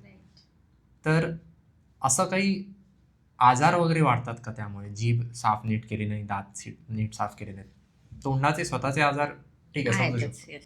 पण बाकी शरीराचे एक मिनिट आणि ह्यालाच धरून एक एक्स्ट्रा प्रश्न की आपण जर उष्ट खातो कधी कधी मित्र चिडतात काय तू हे रडतोय केक खातो वाढदिवसाचे. हां. तर त्याने पण फरक पडतो का काही? ओके, सो पहिलं मी हा त्याच क्वेश्चन हां. स्टार्ट करते. सी, आयडियली 4 गोष्टी जर डेली झाल्या पाहिजेत. ब्रशिंग 2दा, ओके. त्याच्याबरोबर फ्लॉसिंग जर नीट करता येत असेल तर करू शकतात. माउथवॉश वापरायचे वापरू शकता. 4th थिंग आहे जीभ क्लीन करणं डेली. आता बऱ्याच लोकांकडे टंग क्लीनरच नसतो, माहितीच नाही आहे प्रकार. काहींना माहिती आहे पण करायचा कंटाळा आहे. टंग क्लिनिंग खूप इम्पॉर्टंट आहे. सो जी हेल्दी जीभ आहे ती नेहमी पिंक किंवा रेड अशीच दिसते. ज्यांची जीभ व्हाईट, काही खाल्ल्यानंतर वगैरे व्हाईट दिसते ठीक आहे, पण generally white, yellow, grey, black अशा पण जीभ दिसतात, अनहेल्दी. ठीक आहे. सो जिभेवरून आपण ओव्हरऑल हेल्थ पण डेंटिस्ट जे बघतात सांगू शकतो की ओव्हरऑल हेल्थ कसं आहे. कारण जीभ आणि आपलं पोट खूप कनेक्टेड आहे. हिरड्या कनेक्टेड आहेत ओव्हरऑल बॉडीशी. ओके. सो जेव्हा तुमची जीभ क्लीन करताय डेली, जिभेवरचं समजा लेअर तुमचं रोज निघतंय, त्याच्यातले जे बॅक्टेरिया आहेत ते तुमच्या ब्लडस्ट्रीममध्ये नाही जात. ओके. सो जे तू म्हणतोयस की तुला सर्दी कमी होत होती, सर्दी जनरली आपल्या इम्युनिटी कमी झाल्यावरच होतं, हो. बरोबर. सो जेव्हा तुमचं जीभ क्लीन आहे तेव्हा ते बॅक्टेरियाज कमी सगळं प्रोड्यूस होत आहे तोंडामध्ये. सो तुला आजारी पडणं कमी होतं कारण तुझी इम्युनिटी वाढते. अच्छा. ते जे कनेक्शन आहे ते तिथे आहे. सेकंडली उष्ट खाण्याबद्दल, उष्ट खाणं किंवा आय डोंट नो बरेचसे असे कपले ज्यांना ब्रश पण शेअर करायची सवय असते, खूपच विचित्र आहे. आय डोंट नो, त्याच्यामध्ये काहीच रोमॅन्टिक नाही आहे बट करतात आणि खूप चुकीचं आहे कारण त्या ब्रशवरती त्याचे बॅक्टेरिया आहेत, हिचे बॅक्टेरिया आहेत, ते तुम्ही डेली शेअर करता. उष्ट खाण्यामध्ये पण तेच आहे, एखाद्याचे बॅक्टेरिया तुमच्या तोंडामध्ये जातात. सो ज्यांना आपण असं म्हणतो की ओव्हर रिॲक्ट करतायत, नाही खातात वगैरे, चांगली गोष्ट नाही खाल्लं पाहिजे. अच्छा. आता आपण खाण्यावर येऊया. काय खायला हवं म्हणजे उष्ट नाही माणसानं नेहमी काय खायला हवं. विटॅमिन सी असलेले फळ वगैरे खा, ठीक आहे, क जीवनसत्व वगैरे, पण कोणत्या गोष्टी खाऊ नयेत सहसा दातांसाठी वाईट? जंक फूड तर आहेच आपलं आलंच, ठरलेलं, हां. पण आपल्याला वाटत असेल की बाबा नाही नाही आरोग्याला चांगलं आहे, पण अतिरेक होऊ शकतो कुठल्याही गोष्टीचा. तर कुठल्या गोष्टी खाव्यात, आवर्जून खाव्यात, आणि कोणत्या गोष्टी शक्यतो एकतर मर्यादित तरी किंवा टाळाव्यातच? कुठली पण चांगली गोष्ट आहे, तू अतिरेक केलास तर ती प्रॉब्लेमॅटिकच आहे. ठीक आहे, पण बेसिक जे पाहिजे तुझ्या डाएटमध्ये, तर जर नॉनव्हेज खात असतील तर अंडी, मांस, मटण चालू शकतं, काही प्रॉब्लेम नाही, चांगलंच ठेवतं, कॅल्शियम मिळतं, गुड. त्याच्यानंतर फ्रूट्स तर सगळ्यांनाच माहिती आहेत. फ्रूट्सचं यूज असा पण आहे की जेव्हा तुम्ही कडक गोष्टी चावतात, ज्युसेस निघतात, सो तुझं सलायवा प्रोडक्शन वाढतं. सो लाळ जेवढी जास्त येते तेवढं दात चांगले राहतात. ओके. सो फळं तर पाहिजेत. त्याच्यानंतर भाज्या सगळ्यांना माहिती आहेत, लहानपणापासून आपण ऐकतो हिरव्या पालेभाज्या खा वगैरे वगैरे, चांगली गोष्ट आहे. ठीक आहे. ह्याच्या व्यतिरिक्त एक मिथ की चॉकलेट खाल्ल्यावर दात खराब होतात, नाही. ओके. सो जे पण चॉकलेट्स आहेत ज्याच्यामध्ये फॉर एक्झाम्पल आपण बघूया डेअरी मिल्क, एकदम सॉफ्ट आहे, खाल्ल्यानंतर विरघळलं, निघून गेलं, चूळ भरली, झालं, खाऊ शकतो कधीतरी. I am not saying daily, कधीतरी. शुगरी फूड्स, ज्याच्यामध्ये चॉकलेटही येतं, सोडा पण येऊ शकतो, आईस्क्रीम येऊ शकतं, केक्स वगैरे सगळंच, मिठाई, पेढे. सगळं. ज्या गोष्टी तुमच्या दातामध्ये अडकत आहेत, हम्म. आता दातामध्ये आपल्या अशा खाचा असतात, दाढा तुम्ही बघाल तर इझिली जेवण अडकतं. ज्यांचं चूळ भरून निघतं व्हेरी गुड, काहींचं नाही निघत आहे, जे चूळ पण नाही भरत आहेत, ब्रश पण नाही करत आहेत. सो त्या खाचामध्ये ज्या गोष्टी राहतात प्रॉब्लेम देऊ शकतात. ओके, सो जनरली आम्ही सांगतो की कुठलीही स्वीट गोष्ट, बिकॉज स्वीट खाल्ल्यानंतर ॲसिड प्रोडक्शन जास्त होतं आणि मग ते बॅक्टेरियाज बनून कॅव्हिटी व्हायला स्टार्ट होते. ओके, सो कुठलीही गोष्ट जी चिकट आहे, जी तुमच्या दातामध्ये अडकून राहते, त्या अवॉइड करायच्या. ज्याच्यामध्ये वेफर्स पण येतात, काही चॉकलेट्स जसं की 5 स्टार असू शकतं, किटकॅट वगैरे, ज्या गोष्टी अडकून राहतात. ओके, एक्लेअर्स वगैरे. हां, सो त्या बदामी गोष्टी हलवा. अवॉइड करा. लहान मुलांमध्ये तर आता खूप गोष्टी, चुपाचुप्स वगैरे सगळं अवॉइड करायला सांगतो, बिकॉज बिलकुल चांगलं नाही आहे. तर ॲडेड कलर्स आहेतच हार्मफुल, प्लस ते चिकट असल्यामुळे क्लीन नाही होतात. वेफर्स खातात मुलं, रॉंग. सो हेल्दी गोष्टी सगळ्या चालतील, स्वीट एका प्रमाणात चालू शकतं. कोल्ड्रिंक्स अवॉइड करायचे आहेत. अल्कोहोल स्मोकिंग तर सगळ्यांना माहिती आहे, कोल्ड्रिंक्स का, म्हणजे जर गोड चालू शकतं ॲसिडमुळे. तर? अच्छा. ॲसिडमुळे. सो जे पण एरेटेड ड्रिंक्स आहेत त्याच्याने तुमचे दात सेन्सिटिव्ह होतात. फर्स्ट जे लेअर आहे एनामेलचं, एक्सेसिव्ह अमाऊंट, काही लोकांना खूपच सवय असते सोडा कोल्ड्रिंक वगैरे. प्यायची. हां. त्यांचे दात जनरली येल्लोच असतात किंवा त्यांना सेन्सिटिव्हिटीचा इश्यू असतोच. सो अवॉइड करा. मग आता दात स्वच्छ ठेवायचे आहेत, असं आहे का? मी असे ते टिकटॉक व्हिडिओ, आता टिकटॉक बॅन आहे आपल्याकडे, पण त्याचे इतर पर्याय आहेत. तर ट्रेंड्स वगैरे किंवा येतात ना, की कुठला तरी प्रयोग होतो. तर एक व्हिडिओ माझ्या बायकोनं पाहिला, ज्याच्यामध्ये सगळ्या त्या व्हिडिओमधल्या सगळ्या बायका कंपायलेशन होतं. स्वतःचे त्यांचे ब्रश आणि नवऱ्याचे ब्रश असे दाखवत होते, आणि नवऱ्याच्या ब्रशची पार त्याच्यात चिन्ही झालेली असते, वाट लागलेली असते. आणि ते बघून ती हसायला लागली, कारण म्हणाली, कौस्तुभ तुझंही तेच आहे, माझाही ब्रश तसं आहे, आणि आम्ही एकाच वेळेला सहसा ब्रश बदलतो. तिचा एकदम नवा कोरा दिसतो आणि माझा काही दिवसात किंवा काही आठवड्यातच त्याची वाट लागायला लागते. तर पुरुष जास्त आक्रमकपणे दात घासतात, काय Yes. करतात? मग ते चांगलं की वाईट? खूपच वाईट.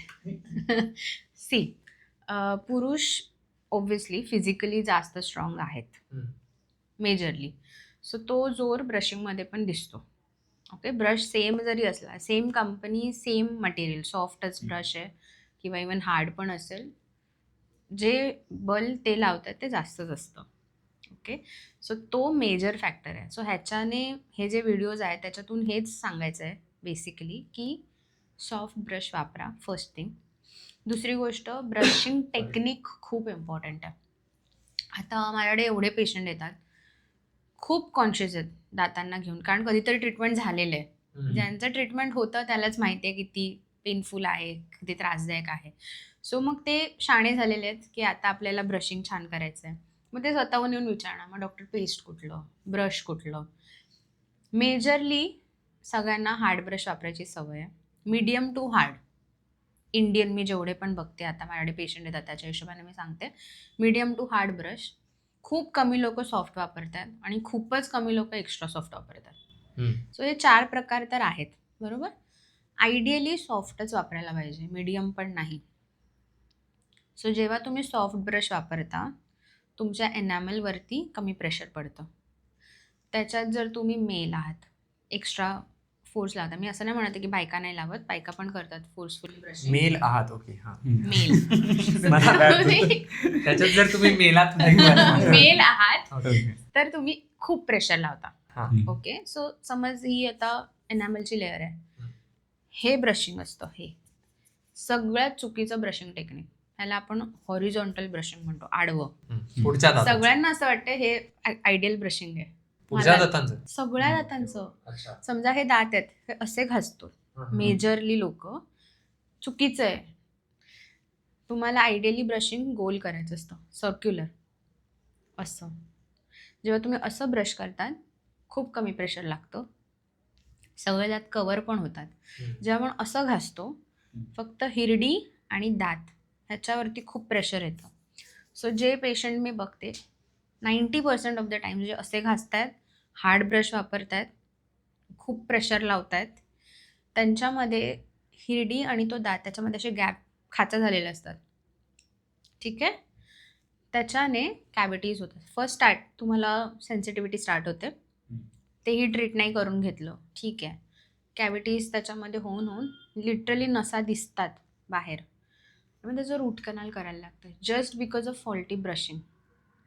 सो मी ही गोष्ट दिवसातून 10 पेशंटला 10 वेळा एक्सप्लेन करते की ब्रशिंग, ते विचारलं नाही तरी सांगते मी की ब्रशिंग असं असं करायचं आहे, हे ब्रश वापरायचं आहे, ही पेस्ट वापरायची आहे. कारण तो जो डॅमेज आहे रिव्हर्सिबल नाही, परमनंट डॅमेज. ती खाच तयार झाली, तो दात कम्प्लिटली गेलेला आहे, परत नाही बनणार. सो काहीच प्रॉब्लेम नाही आहे. तुम्ही एवढी काळजी घेताय, दिवसातून 2दा-3दा ब्रश करतायत, सगळं छान आहे, ह्याच्यामुळे दात खराब झाला. सो ते अवेअरनेस नाही आहे. सो मला तर वाटतं भरपूर डेंटिस्टना माहिती आहे, तर तुम्ही पहिलं अवेअर करा. आता मी तुम्हाला सांगलं, तुम्ही अजून 10 लोकांना सांगाल, तसं तरी समजेल. सो माझं असं मोठं असतं की मी सांगतच जावं क्लिनिकमध्ये, बेसिक गोष्ट. सो जो पॉईंट तू बोललास, येस, ते ट्रेंड पण ह्याच्यासाठीच होता, लोकांना समजायला की सॉफ्ट ब्रश वापरा. सेकंडली, जेव्हा खूप ब्रश जोरजोरात घासतो, दात सगळे त्याचे ब्रशचे खराब होऊन जातात. फिमेल तेवढं प्रेशर लावत नाही, त्यांचे दात छान राहतात ब्रशचे. आता जनरली जर तू म्हणशील कधी मग ब्रश टाकून द्यायला पाहिजे, जेव्हा ते दात खराब झाले, त्याच्याने काही क्लीन होत नाही. लोकांना माहिती नाही आहे, पण आयडियली तुम्हाला ब्रश 3 ते 4 महिन्यांनी डिस्कार्ड करायचा असतो. अच्छा. ठीक आहे, तो चांगला असला तरी डिस्कार्ड करायचा असतो. त्याचं रिझन हे एक पॉईंट नंतर त्या ब्रशने काहीच क्लीन होत नाही. तुमचे जे लेअर बनते तोंडात, टार्टर जे नंतर बनतं, त्याच्या आधीची जी लेअर आहे, जी नीट क्लीन व्हायला पाहिजे, ती क्लीन होत नाही. काही फायदा होत नाही त्या ब्रशने. सेकंडली, ब्रशवरती बॅक्टेरियल असते. Growth, fungal growth okay. होत असते. सो 3-4 जर तेच तुम्ही परत परत यूज करताय तर ओव्हरऑल हेल्थ खराब होणार. सो ब्रश 3-4 महिन्याने चेंज करायचा, आयडियली सॉफ्ट ब्रश. ठीक आहे, आता त्याच्यात मी एक पॉईंट ॲड करते फक्त, की इलेक्ट्रिक टूथब्रशेस सध्या मार्केटमध्ये आहेत. सो लोकांचं असतं की मग आम्ही हे ब्रशेस वापरू की मग इलेक्ट्रिकवालं वापरू, ते छान आहे. बदलत बसायला नको असं. हां, असं वाटतं. हां. आयडियली ते पण बदलायचं असतं. मग कशाला घ्यायचं? कारण मी सांगते, रिझन आहे, ज्याने आपण मॅन्युअली करतोय ना, त्याच्यामध्ये तुझ्यावर कम्प्लिटली डिपेंड करतं तू किती प्रेशर लावतोय. इलेक्ट्रिक टूथब्रशमध्ये ऑलरेडी ते प्रेशर, टायमर सगळं सेट असतं. सो तुम्हाला काहीच नाही करायचं आहे, तो त्याचं काम बरोबर करतो आणि क्लिनिंग एफिशियंटली होतं, जे तुला मॅन्युअली करायला डिफिकल्ट आहे. जर तू एक्स्ट्रा प्रेशर लावतोय, दात डॅमेज होतं. इलेक्ट्रिकमध्ये ते होणार नाही. पण ह्याचा अर्थ हा नाही की इलेक्ट्रिक टूथब्रश डिस्कार्ड नाही करत. त्याचं जे हँडल आहे ते पण 3-4 महिन्याने बदलायचं असतं. हेड सॉरी, हँडल नाही, हेड, ते बदलायचं असतं. खालची जी बॉडी आहे ती ठीक आहे. सो इलेक्ट्रिक टूथब्रश जास्त काळ चालणार, महाग आहे, अग्रेड, पण चांगले आहेत. स्पेसिफिकली आजकाल लोक आता थोडे अवेअर झाले आहेत ब्रशेसबद्दल, सो इलेक्ट्रिक टूथब्रश वापरतात जे अफोर्ड करू शकतात. कारण बऱ्यापैकी म्हणजे नॉर्मल ब्रशेसपेक्षा तर 4-5 पट महागच असतात. 10-12 हजार किंवा ते तर खूप महाग झालं आजकाल, 1000-1500 पण मिळतात. ओके. डिपेंड करतं कंपनी टू कंपनी, पण तेही महागच वाटतात लोकांना. कारण नॉर्मल ब्रश तुझा 30-40 मध्येही येतो, काही 100चे पण वापरतात. सो ज्याला जसं परवडेल तसं, ज्याला वाटतं इलेक्ट्रिक वापरू शकतो, ज्याला माहिती आहे ते वापरतात. पण ते नाही माहिती, त्यांना असं वाटतं तेच जे वरचं ब्रश आहे ते चालणार नाही, ते बदलायला लागतं. ते बरोबर आहे, कारण त्याच्यावर सुद्धा शेवटी Same धूळ होणार आणि ना. बॅक्टेरिया वगैरे जमणार. ते बदलायला लागतं. फक्त आधी असं होतं की आम्ही जे थोडं फिजिकली चॅलेंज लोक आहेत किंवा ज्यांना ब्रेसेस आहेत, अशा लोकांना इलेक्ट्रिक टूथब्रश सांगायचो, कारण नॉर्मल ब्रशिंगने क्लीन होत नाही. किंवा ज्यांना हाताचा समजा काही प्रॉब्लेम असेल, ज्यांना नाही करता येतं ब्रशिंग, त्यांच्यासाठी इलेक्ट्रिक सांगायचो. पण ॲक्च्युली सगळे वापरू शकतात. सो ज्यांना जमतंय त्याने इलेक्ट्रिक वापरावं. गुड. मग अशी एक आहाराबद्दल प्रश्न विचारला. तर आहाराबद्दल नाही, पण आपण बघतो सहसा की क्रिकेटर जे असतात ते च्युइंगम वगैरे खात असतात. तर त्याने काही फरक पडतो का दातावरती, की आता च्युइंगममध्ये साखर असेल किंवा नसेल त्याने? सी क्रिकेटर्स जे खातात ते थोडं अलर्टनेससाठी खातात ओके. ॲक्च्युली.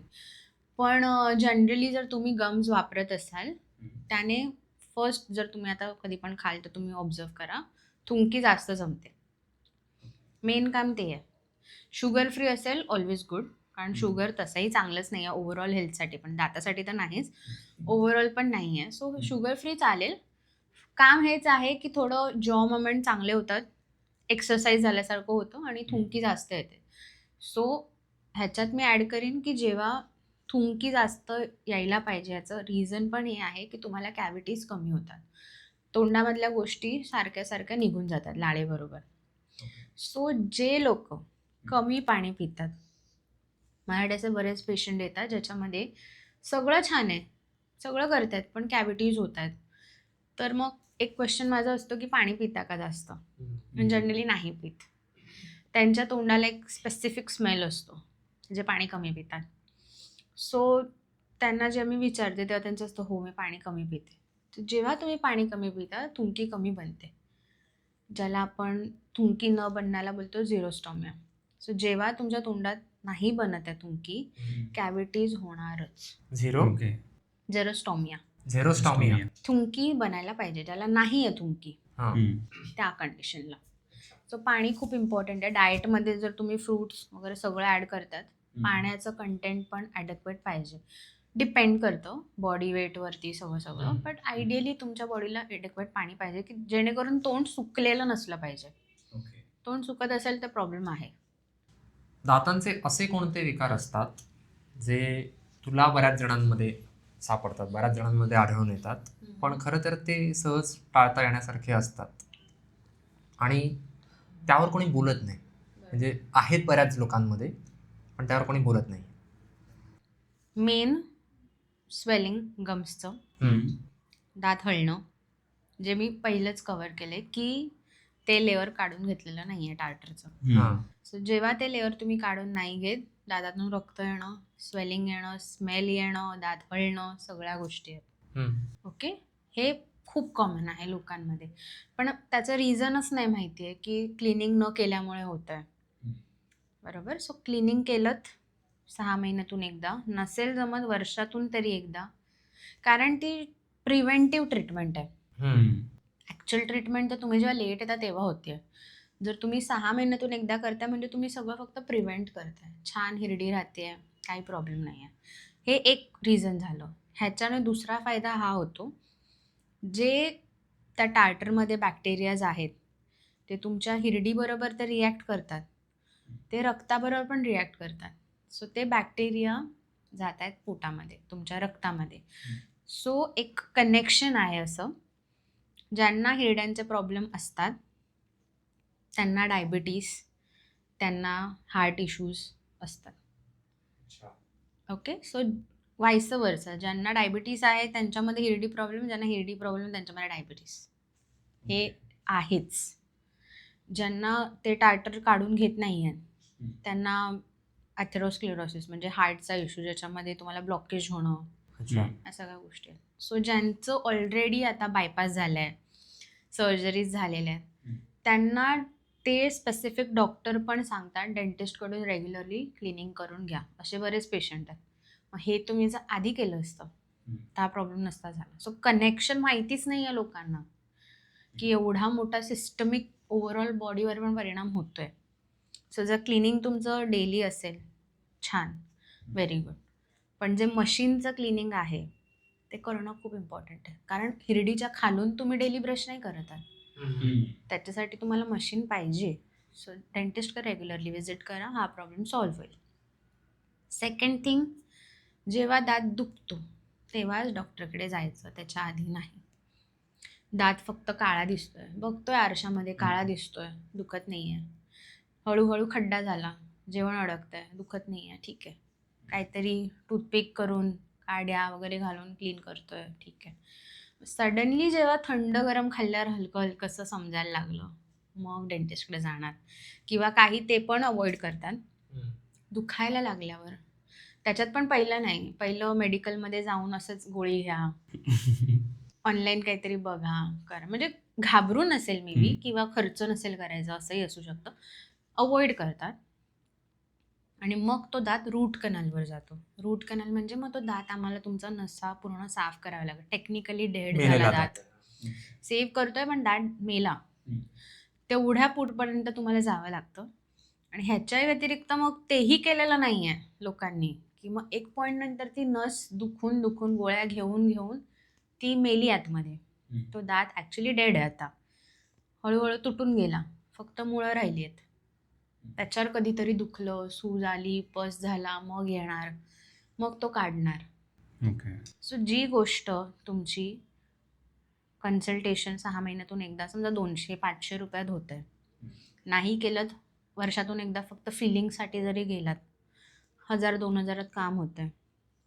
नाही केलं रूट कनालसाठी गेले 4-5 हजार किंवा डिपेंड करतं डॉक्टर टू डॉक्टर कितीही त्याच्यात होते. तेही नाही केलं, दात काढून घेतल्यानंतर दात रिप्लेस करायला मग 30-40 हजार रुपये खर्च. कशासाठी? सो या गोष्टी तुम्ही खूप इझिली अवॉइड करू शकता. पहिलं तर ब्रशिंग छान ठेवलं तर काहीच प्रॉब्लेम नाही आहे. पण असं होतं की तुम्ही ब्रशिंग करून पण कॅव्हिटीज होतात. मग ते अर्ली स्टेजमध्ये जर तुम्ही रेग्युलरली जातात, डेंटिस्ट तुम्हाला सांगतोय फिलिंग करून घ्या. पण नाही, अवॉइड करत राहतात. सो हा एक प्रॉब्लेम सॉल्व्ह होऊ शकतो. तिसरी गोष्ट मी एक लहान मुलांचं ॲड करते, की पेरेंट्सना माहितीच नाही आहे की 6 महिन्यात जेव्हा फर्स्ट दात येतो दुधाचा, तेव्हा एक विजिट असलं पाहिजे डेंटिस्टकडे 6व्या महिन्यात बाळाचं. हां, नाही माहिती. मुलं 10-12 वर्ष झाले तरी डेंटिस्टकडे गेलेले नाही आहेत. का पण ते का गेलं पाहिजे? फर्स्ट दात जेव्हा येतो ना, तेव्हा एक ओव्हरऑल चेकअप, हिरड्या कशा आहेत, आलेला दात कसा आहे, प्रॉपर येणार ना, सगळं छान, जस्ट एक चेकअप, काहीच ट्रीटमेंट नाही आहे. ठीक आहे. त्याच्यानंतर तुमचं एक 2 वर्षापर्यंत वगैरे सगळे दात छान आलेले असतात दुधाचे, तेव्हा एक चेकअप करून घ्या. आता जे मुलं दूध पितात, रात्री झोपताना समजा दूध प्यायची सवय आहे, बॉटलने दूध प्यायची सवय, मग तसेच झोपले, मग ते दात किडतात. ओके. ठीक आहे. सो ह्याच्यात मी एक ॲड करते, की लोकांना असं वाटतं की दुधाचे दात आहेत ते पडणार आहेत, त्याचं ट्रीटमेंट करायची काहीही गरज नाही आहे. पण असं नाही आहे. जेव्हा तुमचा दुधाचा दात खराब आहे, त्याचं काही ट्रीटमेंट नाही झालं, दुखलाय, पस झालाय, त्याच्या खालून येणारा जो कायम दात आहे तोही खराब होणार. ओके. खराब एन्व्हायरमेंटमध्येच तो येणार आहे. सेकंड थिंग, मुलांनाच सवय नाही आहे. एक आपण चांगली सवय लावलेली नाही आहे की बाबा डेंटिस्टकडे जायला पाहिजे, चेकअप करून घ्यायला पाहिजे, क्लिनिंग करून घ्या, कुठे फिलिंग झालं आहे ते करून घेऊ शकता, काहीच नाही. सो मुलांमध्ये तर ते घाबरायचं असतंच की नाही, डेंटिस्ट, डॉक्टर, इंजेक्शन, हेच सगळं डोक्यात फिरते. सो ते तर जात नाही. त्यामुळे मला असं वाटतं पेरेंट्सने ह्याच्याकडे पण लक्ष दिलं पाहिजे की जर तुम्ही अर्ली स्टेजमध्ये मुलांना आणाल, नंतरचे दात चांगले होऊ शकतात. तर ते अवॉइड करता येतं. ट्रीटमेंट आहेत लहान मुलांच्या पण. तिथपर्यंत आता ते लहान बाळ आपल्याला 10-12 वर्षाचं पण मूल इंजेक्शन घेऊन रूट कनाल करायला देईल का अचानक? डिफिकल्ट आहे. देतात करायला, काढायलाही देतात काही मुलं, पण सगळेच तसे नाही आहेत. सो ते अवॉइड होऊ शकतं जर तुम्ही अर्ली स्टेजमध्ये याल, प्रॉपर चेकअप करून घ्याल. 6 महिन्यांचं तू म्हणालीस की 6 महिन्याच्या बाळाला आणायचं, काय प्रॉब्लेम असू शकतो असला तर? प्रॉब्लेम काही नसणार, फक्त फर्स्ट दात तुझा 6व्या-7व्या महिन्यात आलाय का? अच्छा. आयडियली यायला पाहिजे, बरोबर. जन्मतः दात असतात काही मुलांना, जे की खूपच अनकॉमन आहे, पण पहिला दात 6व्या-7व्या महिन्यात येतो. खालचे 2 दात येतात. ते आयडियल एजमध्ये येत आहेत का, फक्त हे चेक करायचं आहे. काही मुलांना 1 वर्षाचं झालं तरी दात येत नाही. सी, टाईम फ्रेम व्हॅरी करू शकतो, पण कधी कधी काहीतरी प्रॉब्लेम असतो. काही दात अडकलेलेच असतात आतमध्ये आणि मग ते आले नाही आहेत, तर ते त्यांना माहितीच नाही आहे की बाबा हे बरोबर एज आहे का दात यायचं, नाही आहे, अजून आलाच नाही आहे. पिढ्यानपिढ्या आपल्याला मोठे माणसं सांगतात, आता ह्या वर्षापर्यंत याला एवढे दात येणार, आता हा खायला लागणार वगैरे वगैरे. पण आलाय का खरंच, बरोबर आलाय का, टाईम फ्रेम बरोबर चालली आहे का? तुझं 2-2.5 वर्षापर्यंत सगळे दुधाचे दात आले, छान आले, नंतर का दाखवायचं आहे? की मग कायम दात टाईमला येणार आहे का? हा दात पडला आणि हा दात येणार का? आता बरेचसे पेशंट ज्यांना ब्रेसेस लागतं त्यांचा प्रॉब्लेम हाच आहे, कायम दात आला, त्याचं एज आलं आहे वरती यायचं, दुधाचा दात पडलाच नाही आहे. मग तो तिकडे यायच्याऐवजी मागून, पुढून, असे कुठूनही येत आहेत. मग हे तुम्ही जर आधी दाखवलं असतं, जेव्हा आता दिसतोय तुम्हाला तिथून दात येतोय, मग ते डेंटिस्टकडे जाणार. मग तोपर्यंत तर हा दात तुमचा पडला नाही, मग तो दात काढायला लागतो. मग हा दात तिथे शिफ्ट होईल तर होईल, नाही झाला तर मग ब्रेसेस.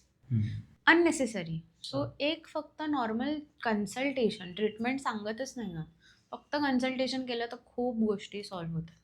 त्रास पण होतोय, खर्च पण वाढतोय. जे 200 रुपयात काम होतंय ते एवढं करून का? आणि थोडं भीती वाटते ते लोक असं फायनल डेस्टिनेशन सारखे का पिक्चर बघतात ना. वाटते? जो माणूस रेग्युलरली जात असेल लहानपणापासून, समजा लहानपणापासून पण नाही, एक समज यायला नंतर पण जातोय ना डेंटिस्टकडे, तो नाही घाबरणार. आणि खूप अवेअर पण असतात की हे बघितलेलं आहे. समजा त्याने बघितलं आपल्या पेरेंट्सचं ट्रीटमेंट झालंय, तो बरोबर करणार सगळं. सो एक सवय पण लागते फ्युचरमध्ये की मला छान ठेवायचं. असे खूप रेअर पेशंट आहेत जे प्रॉपर फॉलोअपला माझ्याकडे येतात. ह्या टाईमला माझं क्लिनिंग आहे, चेक करा कुठे फिलिंग आहे का. खूप म्हणजे हातावर मोजण्या एवढे. अदरवाईज सगळे प्रॉब्लेम झाल्यावरच येतात. जे तुझ्याकडे येत आहेत आत्तापर्यंत, आपण अशा रुग्णांविषयी बोलतोय जे उशिरा उगवतात. पण लोक तुझ्याकडे येत आहेत, म्हणजे उशिरा असतील काय असतील, पण आता तुझ्याकडे ते पेशंट येत आहेत. तू त्यांना 4 सूचना देतेस. मग तू बऱ्याच तुझ्याकडे येणाऱ्या रुग्णांना सांगून थकलेस, पण ते ऐकत नाही आहेत. अशा कोणत्या गोष्टी आहेत? सेम येत जा. फर्स्ट थिंग, 2दा ब्रश करा. नाहीच ॲटलिस्ट डेंटिस्टकडे या 6 महिन्यातून एकदा, नाहीच तर वर्षातून एकदा क्लिनिंग करून घ्या. आणि सगळ्यात इम्पॉर्टंट, पेनसाठी थांबू नका कधीच. बेसिकच गोष्टी आहेत ज्या कोणीच ऐकत नाही असं. नाहीच ऐकत. म्हणजे आता रूट कनाल झालंय आपलं, आता आज कळलं बाबा दात खराब झाला, रूट कनाल इंजेक्शन घेऊन ते ट्रीटमेंट पेनफुल नाही आहे, पण 3-4 वेळा यावं लागतंय, खर्च होतोय एवढा, कळलंय. त्याच अपॉइंटमेंटमध्ये मी सांगितलं हा दात तुझा ना करून घे फिलिंग, नेक्स्ट 6 महिन्यात 1 वर्ष नाही केलंस तर रूट कनाल जाऊ शकतो. सगळं माहिती आहे, तरीही वेट करणं. म्हणजे फक्त जस्ट बिकॉज आता हे झालं, समजा तो दात दुसऱ्या साईडचा आहे, तर आता हे झालं, मग इथून आता मी खाणार, विसरून गेलेत, कन्व्हिनियंटली विसरून गेलेत, आणि मग दुखल्यावर परत कशासाठी? सो सांगून मी 100दा सांगते मी दिवसातून, पण मी सांगते तेच की करा करा करा. मग तेव्हा आल्यावरती ते असं थोडे असतातच अशेम्ड की हां तुम्ही सांगितलेलं पण नाही वेळ मिळाला. आता वेळ मिळाला, जेव्हा दुखलं तेव्हा तुम्ही वेळ काढला आठवडाभर, पण फिलिंगची एक सिटिंग नाही केली. सो करू शकतात ना, फक्त जस्ट टाळत राहतात, माहित नाही का. आत्तापर्यंत पाहिलेले विचित्र म्हण किंवा दुर्मिळ म्हण असे कुठले दातांचे आजार आहेत का? दातांचे आजार असे तर मी नाही बघितले जे दुर्मिळ आहेत. जनरली कॉमनच असतात सगळे. पण कॅन्सरचे बऱ्यापैकी केसेस दिसतात मला, जे माझ्या मते तरी दुर्मिळच आहेत. बेसिकली डेली तुला हॉस्पिटल्समध्ये वगैरे मिळत असतील, गव्हर्नमेंट वगैरे. प्रायव्हेट क्लिनिकमध्ये जास्त केसेस नाही आहेत. ॲक्सिडेंटली कधीतरी मी बघते अच्छा. की त्या पेशंटचं ट्रीटमेंट काहीतरी वेगळं असतं, दुखत असेल काही, पण मला ते डिटेक्ट करता येतं. सो मग ती ट्रीटमेंट आणि मग कॅन्सर ट्रीटमेंट असे बरेच पेशंट आहेत. सो तशामध्ये मी सांगेन की एक पेशंट होते ज्यांचा दात खूप जास्त हलत होता, म्हणजे लिटरली मी असा काढला असता एवढा हलत होता. एजेड होते पेशंट, दात हलत होता, पण बाकी कुठलाच दात हलत नव्हता. ठीक आहे. आणि त्यांना मी जेव्हा आम्ही हिस्ट्री विचारतो, मेडिकल हिस्ट्री, काय खाता कसं, ते तर तोंडात बघून समजतंय की ते काहीतरी खातात, तंबाखू म्हण, पान म्हण, काही. सो त्यांना विचारलं, मग ते म्हणाले हो मला पान चुईंगची हॅबिट आहे, टोबॅको चुईंगची हॅबिट आहे. स्पेसिफिकली तिकडे ठेवायचे, ओके. सवय असते तिथे ठेवायचं आणि मग विसरूनच जायचं. मग त्या स्किनमध्ये चेंजेस होऊन ते कॅन्सर तर बनतंच. त्यांना तो दात खूप हलत होता, जे की खूपच अनकॉमन आहे. सो आयडियली बऱ्याच डेंटिस्टना माहिती नसतं, बट मला माहिती होतं की काहीतरी इश्यू आहे. सो मी त्यांना स्पेशलिस्टला रेफर केलेलं आणि कळलं की ते कॅन्सरमुळेच होतं तो दात. सो तो दात असं नाही की टार्टर जमलेलं, हिरडी वीक झाली आणि लूज झालाय, नाही, तो कॅन्सरमुळे होता. सो इफ त्या स्टेजला ते माझ्याकडे काढण्यासाठी आलेले की हा काढून हम्म. टाका, मध्ये मध्ये हा. लुडबुड करतोय, काढा, दुखत नाहीये, काही नाही, काढून टाका. जर मी काढला असता तर तो कॅन्सर स्प्रेड झाला असता. सो मला माहिती होतं म्हणून, बिकॉज त्याच्यानंतर माझ्याकडे एक केस रेफर झालेलो की त्या पेशंटचा एका डेंटिस्टने दात काढलेला, हल्लेला, आणि अच्छा. त्यांना तो स्प्रेड झालेला. सो ही केस माझ्याकडे आधी झालेली होती, सो मला माहिती होतं की ते त्याच्यामुळेच झालेलं. सो ही एक रेअर केस होती. मग ते खूप ग्रेटफुल होते की मी त्यांना अर्ली स्टेजमध्ये सांगितलं आणि त्यांचं ट्रीटमेंट वगैरे झालं. आता ते चांगले आहेत. सेकंड थिंग, एक आलेल्या ज्यांच्या दाताला खूप शार्प एज होतं. ओके, खूप लोकांना हे माहिती नाही आहे. जेव्हा तुमचा दात शार्प असतो, तुटलाय, कट झालाय, काही, आणि जीभ लागते सारखी, किंवा बाहेरच्या साईडला तर गाल लागतोय सारखा, आणि सारखं अल्सर बनतोय, जखम होते, थांबते, परत होते, बनते. एक पॉईंट नंतर ती जी स्किन आहे त्याच्यामध्ये कॅन्सरस चेंजेस होतात. घट्ट होते म्हणून. बेसिक कट होतोय फक्त, आणि जस्ट बिकॉज तुम्ही ते ट्रीट नाही केलं. काय ट्रीटमेंट आहे ती? दात तुम्ही घासून घेऊ शकत होतात, डेंटिस्टला जाऊन जस्ट शार्प एजला तुम्हाला प्लेन करायचं होतं, कॅपिंग करून घेऊ शकत होता, फिलिंग, काहीही नाही केलं. खूप टाईमपासून त्यांना ते होत होतं, आणि मग जेव्हा त्या माझ्याकडे आल्या होत्या तेव्हा त्यांना बराच मोठा अल्सर होता जो हील नव्हता होत. सो आयडियली आपल्याला जो अल्सर होतो 7 ते 10 दिवसात हील होऊ शकतो, मॅक्झिमम 7-10 दिवस. त्यांचा तो अल्सर हीलच नाही झाला, ब्लिडिंग होत होतं, पेनफुल होता, आणि मग तो ॲक्च्युली कॅन्सर कन्वर्ट झालेला. मग अशा केसमध्ये एक छोटीशी चूक, तो पोर्शन कट करावा लागला सगळं. सो मला असं वाटतं, हे मी सांगते बऱ्याचदा, कारण येतात बरेच पेशंट की शार्प आहे, मग त्यांना मी घाबरवतेच समज. मी सांगते हे आता करून घेतलं ना, व्हेरी गुड, परत असं झालं तर पटकन यायचं. एकदा दोनदा जखम झाली आहे, ठीक आहे, पटकन करून घ्या, किंवा घरी पण सगळ्यांना सांगा. मी सगळ्यांकडे नाही जाऊ शकत, बट ॲटलिस्ट मी ट्राय करते की ही गोष्ट समजावी, बिकॉज ही खूप मोठी गोष्ट आहे. छोटंसं शार्प एज आणि कॅन्सर. एक डेंचरवाला सेम पेशंट होता, सारखं डेंचर लागत होतं त्यांना, खूप जुनं डेंचर होतं त्यांचं, आणि त्याच्या माझ्याकडे आलेला तेव्हा त्यांना तिथे जखम झालेली लागून लागून, सेम कॅन्सर. सो कॅन्सरच्या केसेस थोड्या अनकॉमन असतात, बाकी तर खूप कॉमन आहेत गोष्टी. आणि असं बघायचं म्हटलं तर जसं मी मगाशी म्हणाले, जन्मतः लहान मुलांना दात येतात, अनकॉमन. सो ते त्यांना आम्ही निओनेटल टीथ म्हणतो. जन्मतः आलेले दात काढायचे, एक्सट्रॅक्ट काढायचे करतात. हां, त्याचा काहीच फायदा नाही आहे, सो ते काढून टाकतो. सेकंडली क्लेफ्ट लिप म्हणतो, cleft lip, cleft palate. Lip म्हणजे ओठ, पॅलेट म्हणजे आपलं टाळू. सो जेव्हा बनतं, आईच्या पोटात असतानाच ह्या सगळ्या गोष्टी बनतात. काही गोष्टींमुळे, काहीही गोष्ट असू शकते, बनत नाही आहे, डेव्हलपमेंटल प्रॉब्लेम आहे. अच्छा. सो हा असा कट असतो, ओके. प्रॉपर बनलंच नाही आहे. ह्या गोष्टी मी बघितल्या. सो ते सर्जिकली मग लहानपणीच तेव्हाच ट्रीट होतात. सगळ्या गोष्टी बेसिक गोष्टी, बट होतात. काही लोकांना एक्स्ट्रा दात असतात, 32पेक्षा 34, 36, काहींना कमी, काहींना दातच नसतात, बऱ्याचशा गोष्टी आहेत. काहींना एक मिजिओडेन्स करून गोष्ट असते, समोरच्या 2 हे जे दात आहेत त्याच्यामध्ये एक एक्स्ट्रा त्रिकोणी दात असतो. 1-2% लोकांनाच असेल, पण असतो. कॉमन नाही आहेत गोष्टी. ते काढून घेतात का तो पण? काढून घेतलेला बरा, बिकॉज एक पॉईंट नंतर तर एस्थेटिकली चांगलंच नाही दिसत, आणि दुसरी गोष्ट त्याच्यामुळे क्राउडिंग झालेलं आहे. सो मग कॅव्हिटीज होणं, नंतर जाऊन प्रॉब्लेम होणं, त्यापेक्षा आधीच लहानपणी जर आलं असेल तर तेव्हाच काढायला सांगतो. मोठेपणी जर असेल तर समजा स्माइल डिझायनिंग वगैरे करून काही गोष्टी होऊ शकतात. त्रास असेल तर, ज्यांना काहीच त्रास नाही वाटत, ओके, ठीक आहे, काही त्रास नाही आहे त्याचा, बट एक अनकॉमन गोष्ट, जसं एक 6वं बोट आहे, बरोबर. तसं सिम्पल. आता प्रदूषण आपण सगळीकडे मोठा प्रश्न असतो. बाकी तर त्रास आपण ऐकत राहतो. दातांवर काही परिणाम होतो का येस, प्रदूषण? येस. कुठल्या प्रकारचे? आता आजकाल तर खूपच होतं, सगळ्यांनाच सर्दी, सगळ्यांनाच खोकला. सो जसं नॉर्मल MBBS डॉक्टर पण तुम्हाला सांगतात मास्क लावून फिरा, तसं डेंटिस्ट पण सांगतात.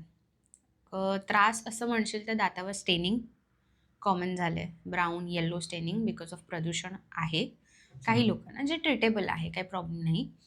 पण असं पण बघतोय की पोल्युटंट्समुळे तुमचं हिरडी खराब होते आहे. ओके, हिरडीवर परिणाम होत आहे. हिरडीवर परिणाम म्हणजे मग इन्फेक्शन, मग हिरड्या सुजणं, रक्त येणं, खाली सरकणं, दात लूज होणं, सगळं झालं. कॉमन नाही आहे एवढं, पण होत आहेत, पण थोड्या हे थोड्या प्रमाणात होत आहेत. कळतं कसं की पोल्युटंटमुळे होतं? असं तर नाही सांगू शकत की पोल्युशनमुळेच होणार, पण पोल्युशनचा इफेक्ट आहे. जर बाकी सगळ्या गोष्टी तुम्ही चेकआउट करताय की हां हां हां हे बरोबर चाललंय, मग हा प्रॉब्लेम असू शकतो. सगळं छान करताय, मग काय प्रॉब्लेम आहे, हा असू शकतो. ज्यांचं डेली ट्रॅव्हलिंग आहे जास्त, सो जनरली आजकाल ज्यांना प्रॉब्लेम आहे त्यांना आम्ही मास्क लावूनच जायला सांगतो, बाकी सगळ्या गोष्टींमुळे पण. आणि दातावरती एक पॉईंट नंतर तर मी असं पण म्हणेन की स्टेनिंग, हिरड्यांचा इशू ठीक आहे. काही पोल्युटंट्समुळे कॅन्सर पण होऊ शकतो बॉडीमध्ये. Oral Extreme cancer case. असं नाही, ओव्हरऑल कॅन्सर होऊ शकतो. सो बेसिक जर करायचं असेल तर मास्क लावू शकता. मास्क लावल्याचे काही दुष्परिणाम काहीच नाही, तोंडावर? कारण ते काहीच- श्वास घ्यायला त्रास होतोय वगैरे. काहीच नाही, असं काहीच काही नाही. रियुजेबल मास्क मिळतात, हम्म. ते वापरू शकता. तुम्हाला जर छान, जे आपण कोरोना टाईमला वगैरे थोडंसं एक्सपेन्सिव्ह पडत असतील सगळ्यांना, पण चांगला क्वालिटीचा हवा असेल तर N95 मास्क मिळतो, तो वापरू शकता. किंवा डेली तुम्ही चेंज करत राहा, काहीच प्रॉब्लेम नाही आता मास्कमध्ये. जर दात काढून टाकला तर मग तो रिप्लेस करणं गरजेचं असतो का, की डेंटिस्टने दात काढला आता मला काही दुखत नाही बाबा, मग आता काय मला जायची गरज नाही? पहिलं मी सांगते बेसिक. एनॅमल फर्स्ट लेअर असतं दाताचं व्हाईट, जे आपल्याला दिसतं सगळ्यांना. त्याच्या आतमध्ये 1-2 मिलीमीटरच्या नंतर एक डेंटिन करून लेअर असतं, येल्लो लेअर, जे सेन्सिटिव्ह आहे. ओके, सो त्याच्यानंतर आतमध्ये असते आपली नस, ज्याला आपण डेंटल पल्प बोलतो, पल्प. ओके, सो जेव्हा तुमची कॅव्हिटी एनॅमलमध्ये आहे, फर्स्ट लेअरमध्ये, काहीच होत नाही दाताला. फक्त तुम्हाला व्हिज्युअली दात काळा दिसू शकतो, ब्राऊन दिसू शकतो, किंवा कधी कधी खड्डा झालेला असतो. या केसमध्ये पेन होत नाही. सेम जर डेंटिस्टकडे गेलात, त्याचा आम्ही ड्रिल करून ती कॅव्हिटी त्याच्यामध्ये सिमेंट फिलिंग करू शकतो. ओके, ह्याचं ट्रीटमेंट एवढंच आहे. जर तुम्हाला एकदमच कमी कॅव्हिटी असेल तर ब्रशिंग करून ती तिथपर्यंत राहू शकते. छान ब्रशिंग आहे, ओरल हायजीन छान मेंटेन होतं आहे, कदाचित पुढे नाही जाणार. कधीही ट्रीटमेंट केलेलं चांगलं आहे. ओके, नाही केलं आणि ती लेअर आता सेकंड लेअरमध्ये ती कॅव्हिटी गेली डेंटिनमध्ये. डेंटिन हे येल्लो असतं, सेन्सिटिव्ह असतं. सो जेव्हा तुमचा दात, मी जसं म्हटलं, खूप घासले जातात आणि दात येल्लो दिसतात, ते ॲक्च्युली डेंटिन एक्सपोज झालं आहे. त्या पेशंटना सेन्सिटिव्हिटी असते, कारण त्यांचं ते डेंटिन जे ॲक्च्युअल लेअर आहे तेच सेन्सिटिव्ह आहे. सो थंड गरम काही लागतं, सेन्सिटिव्ह फील होते, कारण दाताची फर्स्ट लेअर निघून गेली. ह्याच्या वेळी लोक मेजरली मिस्टेक करतात की दात आता येल्लो झाला, अजून घसा की सफेद होणार. रॉंग, अजून खराब झाला, ती लेअर अजून कमी होते, माहितीच नाही आहे. सो त्या केसेसमध्ये पेस्ट तर आहेत आजकाल मार्केटमध्ये. फॉर एक्झाम्पल सेन्सोडाईन आहे, सगळ्यांना माहिती आहे. वापरल्याने जे डेंटिन आहे सेकंड, ते सेन्सिटिव्ह असताना थोडं त्याची सेन्सिटिव्हिटी कमी होते. ओके, सो ते यूज करू शकता. खूप सेन्सिटिव्हिटी असेल तर कॅपिंग वगैरे करता येतं, काही प्रॉब्लेम नाही आहे. ह्यावेळीही काहीच नाही केलं आणि आता पेन होईपर्यंत थांबले आणि डेंटिस्ट राहिला, मग आम्ही रूट कनाल सजेस्ट करतो. सो रूट कनाल म्हणजे दाताची नस काढली, कम्प्लीट दात साफ केला, त्याच्यावरती कॅप लावली. ओके, कॅप पण याच्यासाठी की दात प्रोटेक्ट करायला. आता आतमध्ये दात पूर्ण आपण पोकळ केला साफ करून, वीक आहे, कडक काय खाल्लं तुटू शकतो, म्हणून त्याला प्रोटेक्ट करायला म्हणून कॅपिंग, सो दॅट तुम्ही काही खाल्लं तरी तुटणार नाही. एक प्रोटेक्शन, जेवण जे पण जाते ते मायक्रो लिकेज परत होऊ दे नको, इन्फेक्शन नको दे, म्हणून कॅपिंग इम्पॉर्टंट आहे. तर जसं जसं ट्रीटमेंट वाढते कॉस्ट पण वाढते. ओके, आता रूट कॅनल झालं, दात ट्रीट केला, पेन गेलं, ऑल गुड, छान, सगळं खाता वगैरे येतं. ह्या टाईमला पण काहीच नाही केलं, जसं मी मगाशी सांगितलं, दात आता पडून गेला, तुटून तुटून तुटून. काही लोक रूट कॅनल करतात, कॅपिंग करतच नाहीत, असाच आहे. मग ते परत रिइन्फेक्ट पण होतं, कधी कधी तो दात तुटतो, फक्त मुळं राहिली आहेत. अशा वेळी मग तो दात आपण काढतो. काढल्यानंतर 80% लोकांना असं वाटतं की ठीक आहे, एक दात होता, 32 दात आहेत, 31 आहेत, एक गेला, काही फरक नाही पडत आहे. नाही. जेव्हा तुम्ही समजा आता हा दात काढला, 1 वर्ष झालं, 2 वर्ष झाली, इथे जे तुझी हिरडी होती, बोन होतं, त्याचं आता काहीच फंक्शन नाही आहे. आजूबाजूचे दात तर काम करतात, हे आता काहीच काम नाही करत आहे. मग इथलं जे हाड आहे हे झिजायला लागतं आतल्या आत. ओके. प्लस आजूबाजूचे जे दात आहेत, दाताची जनरल टेंडन्सी आहे शिफ्ट व्हायची. जिथे पण गॅप मिळणार शिफ्ट होणार. सो आजूबाजूचे दात असे होतात. लगेच नाही, पटापट नाही होणार. बरेच वर्ष दात काढून झाले, 2, 3, 4, 5 असे दात. सो जे चांगले होते त्यांनी पण त्याची पोझिशन सोडली. ही गॅप भरायला दात जनरली सेंटरपासून शिफ्ट व्हायला लागतात. सो प्रत्येक दातात गॅप झाला. ओके. अननेसेसरी एक दात नाही रिप्लेस केला म्हणून. तिसरी गोष्ट, समजा खालचा दात आहे, काढून घेतला, ही जागा भरायला त्याचा एक्झॅक्ट अपोजिट दात खाली खाली येतो. सो तो त्याच्या बोनमधून निघाला. सगळं बिघडलं. लोकांना ते समजतच नाही आहे की एका दातामुळे सगळे दात प्रॉब्लेम करतायत. सगळ्यांचं फंक्शन बिघडून गेलं. त्यांना हळूहळू चावताना पेन होतं इथे जॉईंटमध्ये. जे समजतच नाही आहे का होतं आहे, ह्याच्यामुळे होतं आहे. तुम्ही एक दात रिप्लेस नाही केला, सगळे दात हल्ले, चावताना सगळा प्रॉब्लेम झाला, हे दुखतं आहे, मग तुम्ही येणार. ते इतक्या लेट येतात की ही जी अशी जागा होती ही आता अशी झाली, तो रिप्लेस करायला दात पण जागा नाही उरत. सो आयडियली दात काढल्यानंतर रिप्लेस करणं गरजेचं आहे. सो मी जनरली ट्राय करते की दात नाही काढायचा.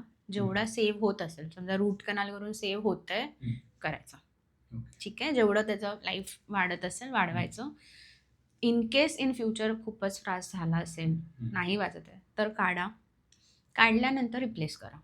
सो रिप्लेसमेंटचं ऑप्शन पण मी सांगते. पहिलं ऑप्शन आहे कॅपिंग. हे जे 2 आजूबाजूचे दात होते त्याचा आपण सपोर्ट घेतो, ब्रिज, याला ब्रिजिंग म्हणतात. याचा आणि याचा सपोर्टने 1, 2, 3 असे आपण कॅप बसवतो, चिकटून जाते परमनंट. थोडंसं एक्सपेन्सिव्ह होतं, चांगली ट्रीटमेंट, 80% लोक करतात. फक्त ड्रॉबॅक हा आहे की हा दात तुमचा अननेसेसरी कट होतो. ह्याला आपण घासतो थोडं 2 मिलीमीटर तरी, की ह्याला सपोर्ट मिळावा. अननेसेसरी म्हणजे एनॅमल काढून टाकतोय, इन शॉर्ट. सपोर्ट घेतो. कशामुळे झालं, हा काढला म्हणून. ठीक आहे. दुसरी गोष्ट, जर त्यांना स्वस्त ऑप्शन हवा असेल, कवळीचा ऑप्शन असतो. एका दाताची पण कवळी असते. समजा एकच असेल तर एक दात पण कवळीत ॲड करून देतात. पण कवळीच्या दाताने नीट खाता येत नाही. सहज निघत असेल ना. लूज पण होतं. आयडियली एका दाताची जी कवळी आहे ती दुसऱ्या साईडला पण एक क्लिपने अटॅच्ड असते. रोज काढा घाला, साफ करा, तर ते एक पॉईंटनंतर लूज पण होतं. प्लस नॅचरल दाताचं जे स्ट्रेंथ आहे ते त्या दाताला कधीच येणार नाही. सो स्वस्त म्हणून करतात, पण खाता काहीच येत नाही, आता काहीच फायदा नाही आहे. तिसरी गोष्ट, जर कवळी नको असेल, तुमचं बजेट छान असेल आणि तुम्हाला हे आजूबाजूचे दात खराब नाही करायचे, तर बेस्ट ऑप्शन आहे डेंटल इम्प्लांट.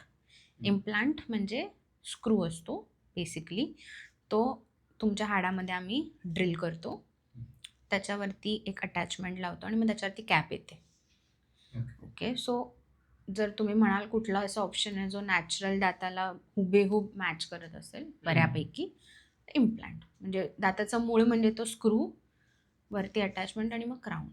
सो असा तुम्ही दात रिप्लेस करू शकता. पण रिप्लेस करणं गरजेचं आहे कोणत्याही पद्धती. कुठलाही. कारण काढल्यानंतर ते समजतच नाही आहे की काहीच फरक नाही पडत. खाता तर इथे त्रास नाही आहे, पण सायलेंटली खूप गोष्टी होतात. आणि ते इम्प्लांटची लाईफ किती असते, म्हणजे आपण जर स्क्रू करून वगैरे करतो लाईफ टाईम चालतं, अच्छा. काही प्रॉब्लेम नाही आहे. सेम आता लोकांचं असं म्हणणं आहे की मी आता क्लिनिंग करून घेतलं, मला परत 1 वर्षात ते टार्टर जमलं, असं कसं झालं? ते होतंच. तुम्हाला वर्षानुवर्ष क्लिनिंग करायचंच आहे. सेकंड थिंग, जर तुम्ही कॅपिंग लावताय, फिलिंग करताय कुठलंही रूट कनालनंतर, पहिलंच इन्स्ट्रक्ट केलेलं असतं की चिकट गोष्टी लाईफटाईम बंद, कडक गोष्टी बंद. ओके. प्रिकॉशनरी मेजर्स नाही करायच्या. इम्प्लांट केल्यानंतर पण कडक गोष्टी नाही, चिकट गोष्टी नाही. सो प्रिकॉशन्स तुम्हालाच घ्यायच्या. तुम्ही कितीही महागडं ट्रीटमेंट करा, 500चं करा, 5 लाखाचं करा, प्रिकॉशन घ्यायची आहे. सो क्लिनिंग इम्पॉर्टंट आहे.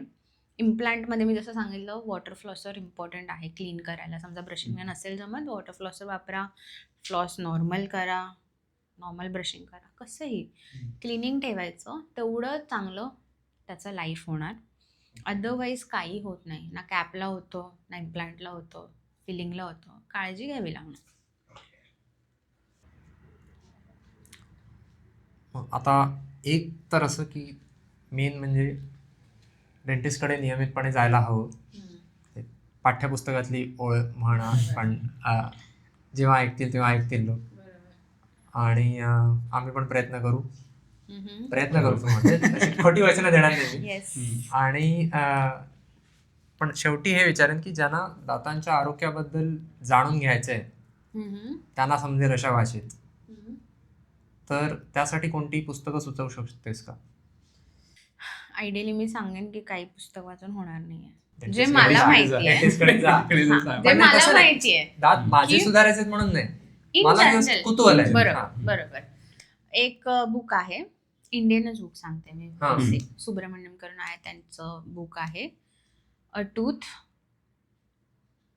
A whole tooth, nothing but the tooth, असं एक बुक आहे ज्याच्यामध्ये तुम्हाला ओरल टिप्स मिळू शकतात, ओरल हायजीन टिप्स, बेसिक तुम्ही प्रिव्हेंट कसं करायचं आहे, ह्या गोष्टी करू शकता. चांगलं बुक आहे, वापरू शकता.